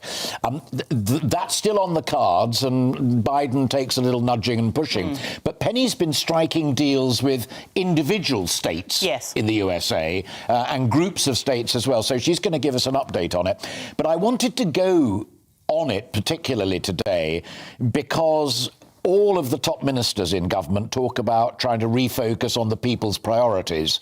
And it seems to me that the cost of living crisis, the standard of living, growth in the economy is absolutely at the heart of it. And whether or not ministers get enough credit for what they're trying to do to foster better and durable trade relationships around the world is getting a count. So we'll be talking about that. We've also got Alex Dean, who used to work for Dave Cameron in the Number 10 Days, and Hamish McRae, one of my absolute pin-ups, who's what we call a political economist, to try and translate that in there. And towards the very end of the programme, Karen Billamora, Lord Billamora, the president of the CBI, himself an Indian and a very successful businessman, just trying to weave it all together to find out what's going on in terms of the UK's place in the world as a vibrant, growing, trading nation, and whether that matters more to ordinary folk out there than who ate what, where and when. Well, of course it should do. And because jobs and trade and the economy... Only TV station that recognises that. I know that. But I look at the newspapers today. You know, here at the Observer, PM should go sooner rather than later, says top Tory MPs. Not one of them's named. I mean, Steve Baker, to his eternal credit, did it on camera in the House of Commons, as did Mark Harper. But the papers are full of unnamed former senior ministers. And Dan Hannan wrote the other day in one of the papers, it's interesting, the moment you become a critic of Boris Johnson, you become a senior MP. A senior Tory. Alistair, has Westminster always been as incestuous as it is now? I mean, it seems to me that it's always been a bubble, of course, but it seems to me now that bubble is more concentrated than it ever was. There's people who are within the bubble, the media class, the political class, to whom things are very, very important, which actually out there, you know, the man on the Clapham omnibus really doesn't give a fig about. Has it always been? I'm not evading your answer, but I'd love to hear what she thinks as well, because I've always felt, after 40-odd years in this business, that there are groups of members of Parliament, whichever party they are members of, who are genuinely good, honest, hard-working men and women who get down there and do the business and care about what their constituents are worried about and try and do something about it. Then as you move up the greasy pole, then yes, it does become very, very incestuous. But what I find quite extraordinary at the moment is that we are in another of those phases where the media in the past gunned for Theresa May when Brexit was all going wonky. They even gunned for Margaret Thatcher towards the end of her period in office. The collective desire of the mass media to get rid of Boris Johnson and this government, whatever happens at the ballot box, it's one of their peaks in that department. As I say, and I'm not just waving the flag for GB News, but I do genuinely feel it's one of the great liberations that I've had since coming here rather than at the former place, that we can test that and we can ask folk about it. Because if you go... Did you just say the Clapham omnibus? That was me, yeah. You did. Yeah. In my genuine experience, I mean, chatting to members of the chattering class, but also, you know, my kids and their friends and what have you, they really do care much more about whether they're going to be able to pay their electricity bill, whether they're going to be able to get Ukrainian oil to fry their food at the weekend, than they do about, as I said, who ate what, where and when. I know there's an integrity and an honesty issue, but the big picture is much more about making ends meet and getting through the next day. That's why international trade and growth are so utterly crucial. Can I tell you a completely uninteresting piece of trivia about Hamish McRae, one of your guests? When I was 15, I delivered his post. I worked for the Independent newspaper on work experience, and I think he was an economic columnist for the Independent at the time. And I used to give him his post in the morning, and this was in 1990, so he got absolutely no chance of remembering me at all. But I thought you'd like to know it, Alistair. I hope you will be better for knowing that he was a nice guy. He was a nice guy. I've always found him a really lovely bloke. But I do think it's genuinely interesting that we've maybe begun to forget a little bit occasionally that economics and politics really are like that. And I grew up in an era where you had a real deep intellectual clash between the economics and politics of Margaret Thatcher and Michael Foot.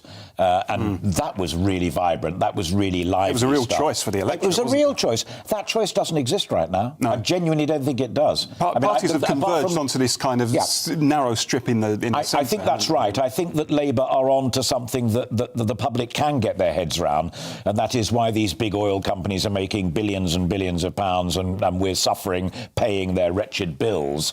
I mean, I can also see the arguments against it, that if you take a lot of money away from them, then they won't invest in alternatives, and if we're suddenly going to have to start looking in the North Sea again, they won't invest in that. But I do think on that point, and perhaps that point alone economically, Labour are onto something that the Tories do need to examine a little more closely. You can't just bat it away.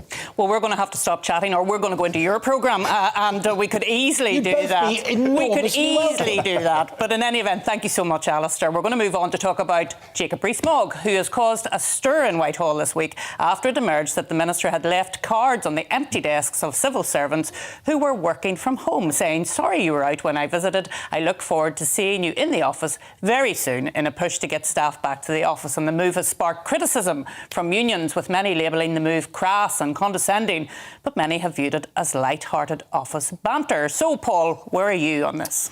Well, the trade unionist in me wants to agree that it's crass Please don't. and insensitive and stupid.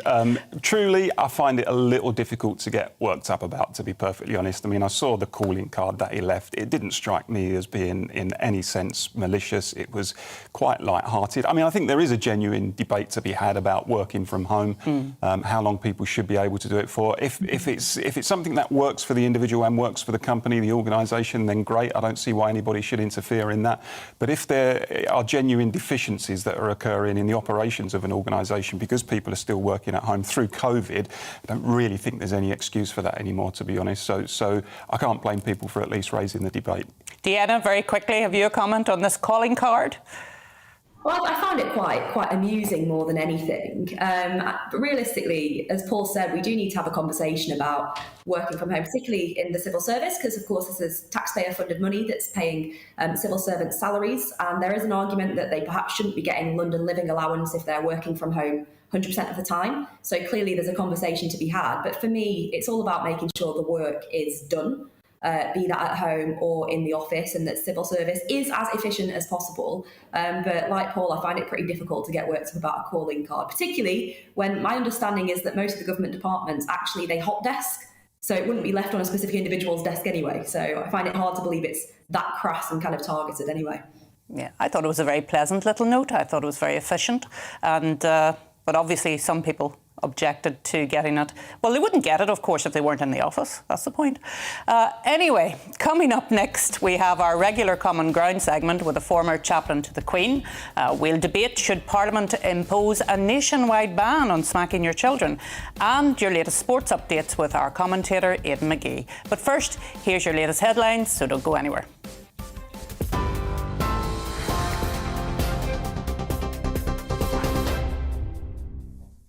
Good afternoon. It's 33 minutes past 11. I'm Bethany Elsey in the GB newsroom. 3 government ministers and 2 shadow cabinet ministers have been reported to a parliamentary watchdog for allegations of sexual misconduct. The Sunday Times reports they're among 56 MPs who've been referred to the Independent Complaints and Grievance Scheme. Sir Keir Starmer has criticised the Met Police for not disclosing how many fines are being issued over Downing Street parties before the local elections. The Labour leader said it's in the public interest to know and that the Met should not have changed their practice. The first openly transgender MP has offered advice to young people struggling with their gender identity. Jamie Wallace told them not to wait as long as he waited. The Conservative MP for Bridgend has been praised for being open about having gender dysphoria. The UK's Defence Ministry says despite Russia making some territorial gains near Donbass, resistance has been strong. This Orthodox Easter Sunday, President Zelensky urged his people not to lose hope and said he still believes in the victory of Ukraine. 10 of the 26 people on board a tour boat that went missing off the coast of Japan have died. That's according to Japanese broadcaster NHK. They were found near the northern island of Hokkaido. And France will vote on its new head today as the polls open in the French presidential election. The country will decide whether pro-European Union President Emmanuel Macron keeps his job or to unseat him by the so-called far-right candidate Marine Le Pen. On TV, online and DAB+ radio, this is GB News. It's back to political correction in just a moment.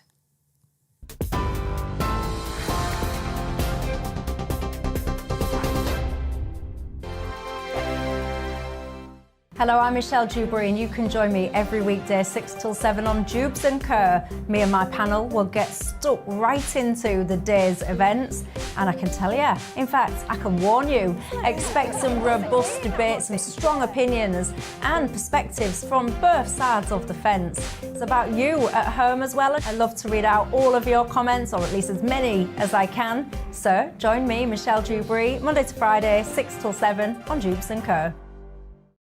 On radio, they call it the drive time slot, 4 p.m. until 6 p.m.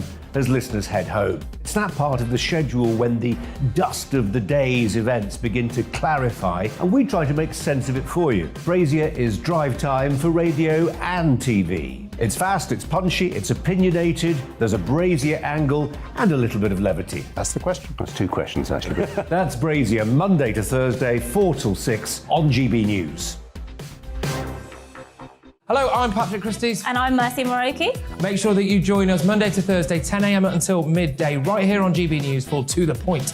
We're not afraid to talk about the topics that matter to you or the big topics that always matter. We cover absolutely everything, from the breaking political stories of the day to law and order, what's going on in the channel. We're not afraid to hold people to account. We always make sure we include your views on our show. Indeed, if you're thinking it, you can guarantee that we're saying it. So make sure you join the conversation with us, 10 a.m. until midday, Monday to Thursday, for To The Point on GB News.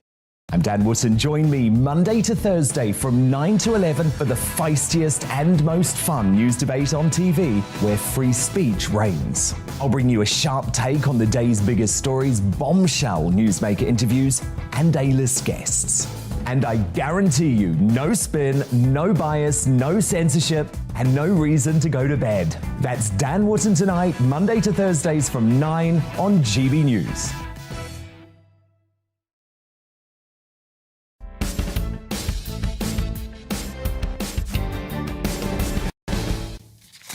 Welcome back to the Political Correction. Now, Sunday is a special day for Christians, but we also acknowledge that faith comes in all shapes and sizes. Each week on the Political Correction, we aim to talk to someone at the heart of his or her community to talk about things that bring us together. In other words, our common ground. And yesterday, I sat down with Canon Gavin Ashenden. He's a Catholic layman and former chaplain to Her Majesty the Queen. And we started our conversation by discussing St. George's Day. It's astonishing how much you don't know you didn't know. So, well, I knew it at one stage, but I'd forgotten that he wasn't the first patron saint of England. The first patron saint, interestingly enough, was St. Edmund, king and martyr. And we had him until the 14th century. And one of the reasons why he was very popular was because we were invaded by Europe, by the Vikings. And he did a great deal to try and defend the English people as they were then, and became the national saint. But about at the time that the royal family was instituting the Order of the Garter, they were looking for another saint. Well, who knows how the process happened, but people often mock St. George on the grounds that why would the English want a Turkish saint? But the fact is, not many countries have got a saint of their own provenance. So Ireland has St. Patrick, who is English or Cornish. And Scotland has St. Andrew, who came from Israel, and St. George had made a name for himself. And the reason he'd made a name was because he personified a whole series of chivalric virtues. So first of all, he was persecuted by Diocletian as a Christian in the 4th century and put to death for refusing to give up Christian values. And whether people are believing Christians or sympathetic, there's no doubt at all that the best things about a society have been provided by our Christian background, and particularly human rights and the dignity of the human person. And consequently, although the church hasn't always been as good at it as it should have been, consequently free speech. So St. George was interesting because I'm sure some people believed in dragons in those days, but what a lot of people don't know is that the dragon is an emblem for evil. And so particularly in the book of Revelation, you find the great dragon, which is the devil. And St. George was seen as a very brave, ethical struggler against evil. And that's one of the reasons why in the 14th century, the English liked him. And they didn't mind the fact that he came from Anatolia, because there was a great sense of Christendom in those days. And Christendom was the company of people who loved the fact that God had made them and loved them enough to redeem them and to give them laws to live by. And there was a great attempt in the Middle Ages to improve society. I only discovered recently that one of the ways in which the Pope reduced violence in the Middle Ages in Europe was to forbid Christian kings to fight on holy days. Now, in those days, when they knew what a holiday was, holy days made up 30% of the year. So in all the days, nowadays we fight 365 days of the year. We send drones and bomb innocent civilians on any day we like. But the Middle Ages, the Christian Middle Ages was actually rather more sophisticated. They said, you're absolutely not allowed to fight and kill people on holy days. And since that was 1 day in 3, that severely restricted the amount of violence that people could get up to. Well, George was a great hero in the 14th century. And so the English decided that someone as courageous and virtuous and visionary as George was someone that they would like to follow. And then Shakespeare, whose, of course, birthday was on St. George's Day, and maybe death day too, immortalised him in Henry V. So all these things come together today in that kind of way, and I think are rather cheering and inspiring. Yeah, absolutely. And I'm glad you mentioned St. Patrick, because, of course, people forget that St. Patrick actually came across from Wales to Ireland to bring Christianity to Ireland, something that's not much talked about on St. Patrick's Day, to be fair. But so it's important to remember the provenance of these saints, and thank you for bringing that to us today. But you have a nice segue now, Gavin, to the French elections. Yes, I know that the media are being really quite brutal to Marine Le Pen, though I'm not exactly sure why they should let Macron off the hook. I'm not a fan of Macron or the very smooth bureaucratic class he comes from. But there is a sense, as I've been following the French elections, that the French as a nation feel a bit lost. Marine Le Pen wants to identify herself as a French leader, unlike Macron, who's much more a product of the European elite ruling classes. And I think one of the things I'm hearing is that a lot of young French people are saying, well, we're willing to forgive the stupidities of Marine Le Pen's father, and he had many of them, because we'd like to find some kind of hope. But it'll be very interesting to see what they choose in the election today. Yeah, it will be indeed, and we'll be keeping a very close eye on it here on GB News. And then the last subject, of course, is very obvious, because you used to be a chaplain to Her Majesty the Queen, and she, of course, celebrated her 96th birthday just last week. I'm so embarrassed. If you had asked me in the days when I walked around the palaces, if I knew why the Queen had 2 birthdays, I now realise I wouldn't have been able to tell you. However, for GB News, I've looked it up and done my homework and discovered that it's all to do with the British weather. So poor George III was born in November, and he wanted a great procession to celebrate his birthday. But you can't guarantee the weather's going to be good in November. So he had an official birthday in the spring when the weather's better, and indeed the weather is better now. And so there could be a good royal procession to celebrate both the nation and the monarchy it represents. So that's one of the reasons why the Queen has a summer birthday as well. And then that's rather exciting. But I think one of the most interesting things that's come out of the news of late is something that we ought to laugh about. Every country needs a jester or somebody to make them laugh. And I think dear Prince Harry has made himself into our national jester.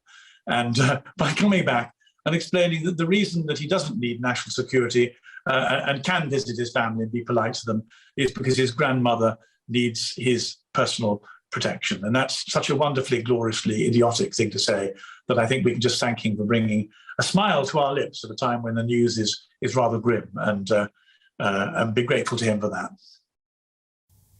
That was Gavin Ashenden with his Common Ground. So we're back now with some GB views again. Paul, have you got any to share with us? Yeah, interesting one from Stuart. He says, I'm a forces veteran with over 28 years service and have heard this argument that NATO is a peacekeeping force. It's nonsense, and had NATO not expanded to become a threat to Russia, then the Ukraine situation would never have occurred. NATO could easily have had associative agreements with all the Soviet buffer countries for protection purposes.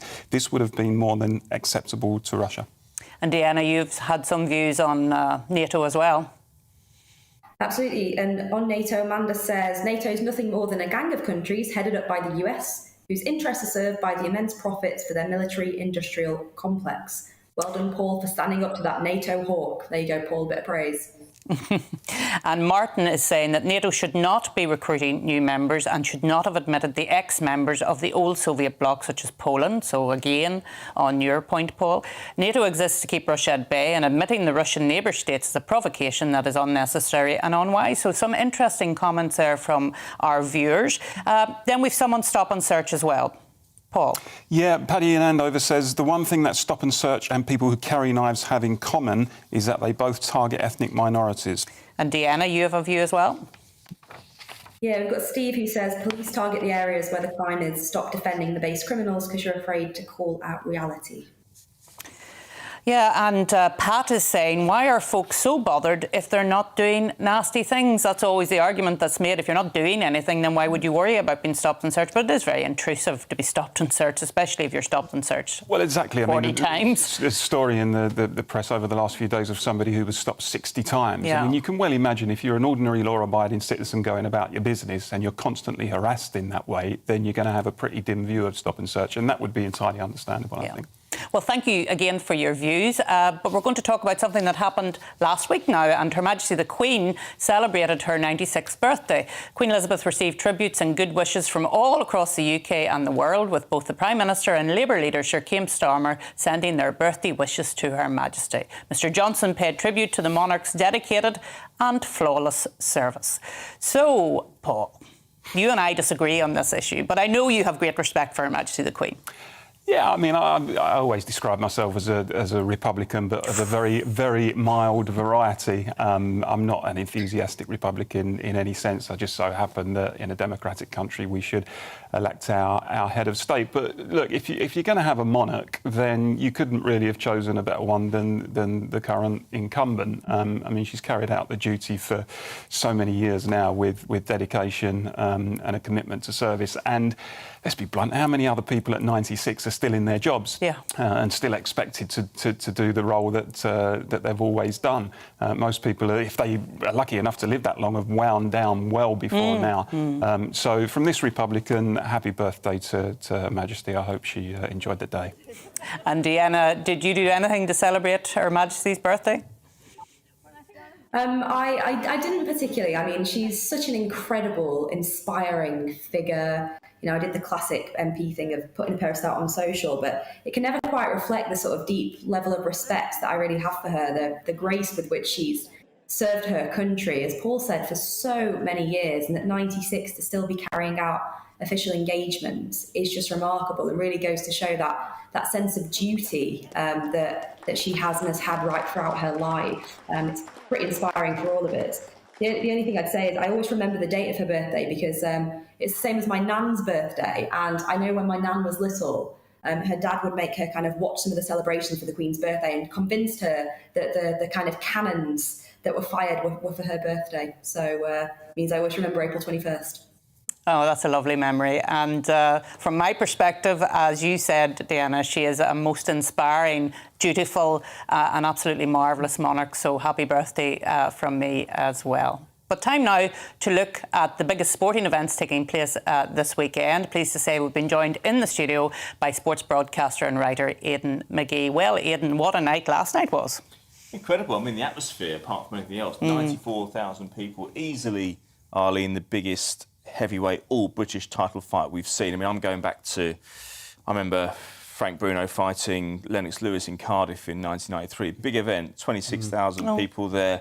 Going back to 71, Henry Cooper up against Joe Bugner. I can't remember what the actual attendance was that night, but it was at Wembley, so it was probably quite big. But last night, different level altogether. Dillian Whyte, he'd waited a long time for his shot. He'd done it the hard way. He had a puncher's chance. He went into the first round as a southpaw. He's a left. I think Fury was talking about going with the southpaw stance to try and counter Whyte's left hook, but then Whyte went back to his original stance, which is orthodox, in the second round because he realised he wasn't getting through. So he gave it 3 minutes and went back. Fury then began to take control of the fight. He got dominant and finished off with that brutal uppercut. Tyson Fury can win a fight in any way. 5 years ago, he was on the floor. He couldn't do anything. He looked overweight. He looked as if he was done with boxing. And now, if he does go out of boxing, he'll go on his own terms because he's now cemented his place among the pantheon of the very, very best fighters ever. I mean, even up there with Ali, you would have to say. I still think he doesn't look like a man who's done with boxing. You know, he's got a smile on his face last night. I mean, he's only 33. He does look older, I must admit. That's a tough paper round. Although, to be fair, he's had a tough few fights. He's had a tough job, hasn't he? Yeah. But I would say that the unification clash with either Joshua or Usyk, depending on who wins in July, we think it's going to be July, possibly in Saudi Arabia. I think that commercially that will be too much to resist. It's going to tempt him, isn't it? I think without doubt. I heard on the radio this morning that if he did retire, I think he'd be the first heavyweight boxer since Rocky Marciano to the champion to retire undefeated. And I think that's very tempting for him, is it not? You know, to retire undefeated. You know, it must be. Yeah, but then I look at the confidence in me. Is he really going to be scared? I don't think he's going to be scared by Joshua. I really don't. No. Usyk would be a trickier opponent, but Usyk has stepped up from cruiserweight, so he would definitely have a height and reach advantage. But the other thing, he doesn't look like a heavyweight, does he? Well, this is the thing. You look at him, and he really doesn't look like a model boxer at all. I mean, he's not that kind of chiselled athlete that you expect now when you see a heavyweight boxer. But frankly, I mean, he's beaten pretty much everyone who comes in front of him. And in all kinds of different ways as well. Not with I've never seen him win with a one punch as he did last night. A bit like Carl Froch in his final fight in 2014, he won with a one-punch finish. And so Tyson Fury did that last night. You saw him singing in the ring last night, Don McLean's American Pie. He's got a bad voice, actually, to be fair to him. Yeah, he can sing. And, his family was all in there as well. He didn't look like he was done with boxing. Sometimes when you see a fighter, they normally go out on a defeat and they're kind of done. They're done with the training camp, the austerity of having to train for a fight. Because one thing, I've spent a lot of time with boxers in the build-up to the big fight. Forget the razzmatazz. They're down to business. You get in that gym, Arlene, with them, it's frightening being around them because they strip everything back and they are ultimately the most serious athletes you can possibly find. And anyone who accuses them of lacking bottle or lacking courage, I mean, they've got it completely wrong. Even if you step out inside of 50, in front of 50 people and there's a risk you might get knocked out, then you're putting your personality, you're putting your masculinity on the line in some ways in the case of these male boxers. And the thing is, Aidan, I mean, he might be thinking of the fact that we've seen heavyweight boxers in the past who, frankly, have gone on too long. They've become punch drunk. Their bodies have taken too much people punishment.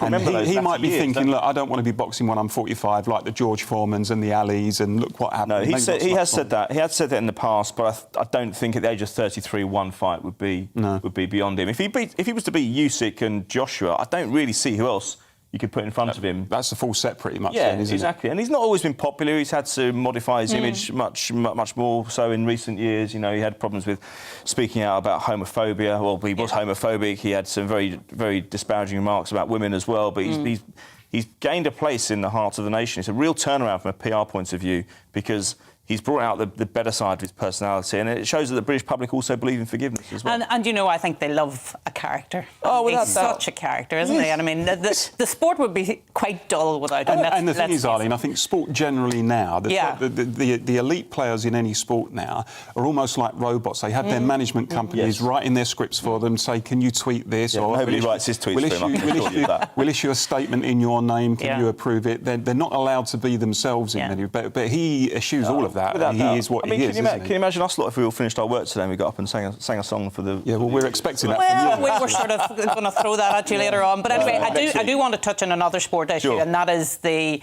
issue of Wimbledon and the banning of Russian and Belarusian players. Yeah, I mean, I could see this one coming up over the hill a couple of months ago. The problem with Wimbledon situation is that they've actually got an elite Russian athlete who could win the tournament. That wasn't the case with the F1 when they pushed Nikita Mazepin out. He wasn't going to trouble the podium, so you weren't going to get much of a protest from Lewis Hamilton et al. There aren't any Russians playing in the Premier League, so it wasn't as if the Premier League were going to say to a Russian footballer, right, you can't play for us. So it was never under the microscope. Now, Daniel Medvedev is the US Open champion. He reached the Australian Open final against Rafa Nadal. Should have won it, really. He's the world number 2. He's got a chance of winning this. So now they've got a decision. Now, I was on Nana Akir's show last night. I was wondering to myself that normally, we fall on one side of the debate or other. This is more nuanced than that. And I think maybe the hybrid solution might be that in individual sports, you allow Russia to compete. I don't think Daniel Medvedev is representative of the Russian regime. He's not financed by Russian money. He finances himself. If we're looking at, say, someone might say to me, well, OK, what about a 100-metre sprinter if he was Russian? Well, I say, well, OK, you go to the Olympics, you go to World Championships, there is a medal table. You do represent Russia in the same way you do in football or in... boxing, I think, would be individual. I don't think necessarily as somebody, when we think of a Russian boxer, we don't necessarily think of the country they represent. But I think in a team sport is different. I don't see how Russia are benefiting, Putin is benefiting from Daniel Medvedev taking part in Wimbledon. Also, Wimbledon have to consider, I know they've made their decision, but they are getting a bit of heat over this. They have to consider if they ban the world number 2, just as the criticism they got for banning it for, or it wasn't the tennis bodies at the time. I'm going to have to stop you there. No worries, no worries. Unfortunately, we're running out of time. We haven't covered some of the stories we wanted to today, but we'll do it next week. You've been watching and listening to The Political Correction. Join us next Sunday at 10 a.m. Looking ahead to today's weather then, and the UK is looking largely dry for many, with the warmest weather across western parts of the country. Taking a look at the details of where you live. And the southwest, for many, it's going to be dry and sunny this afternoon. The west of Cornwall and the Isles of Scilly, a bit cloudy with the risk of rain. Further east, and we may see the odd shower, but for many it'll be dry, feeling cooler along the coast thanks to the breeze. Across into Wales then, we'll see plenty of sunshine throughout the day. The warmest weather will be in the west, with highs reaching the high teens. The Midlands, however, could see a few showers develop during Sunday, especially towards the east. The showers, though, will be mainly light and fleeting, allowing the sunshine to quickly return. Let's head north, and for many in northern England, it's going to be dry and sunny. However, low cloud may linger across some eastern coasts. Where it does so, it is going to be a little bit chilly.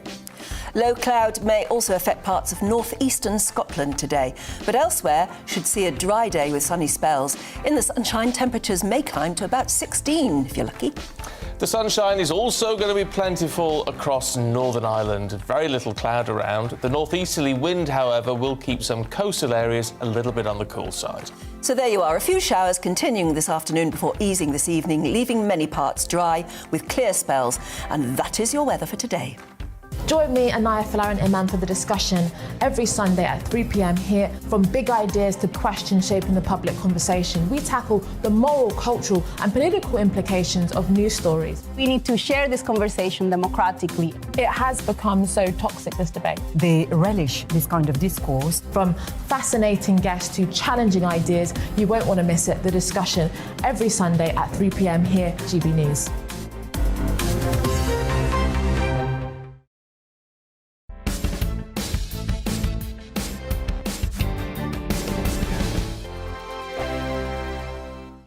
Hello, I'm Michelle Dewberry, and you can join me every weekday 6 till 7 on Jubes and Kerr. Me and my panel will get stuck right into the day's events, and I can tell you, in fact,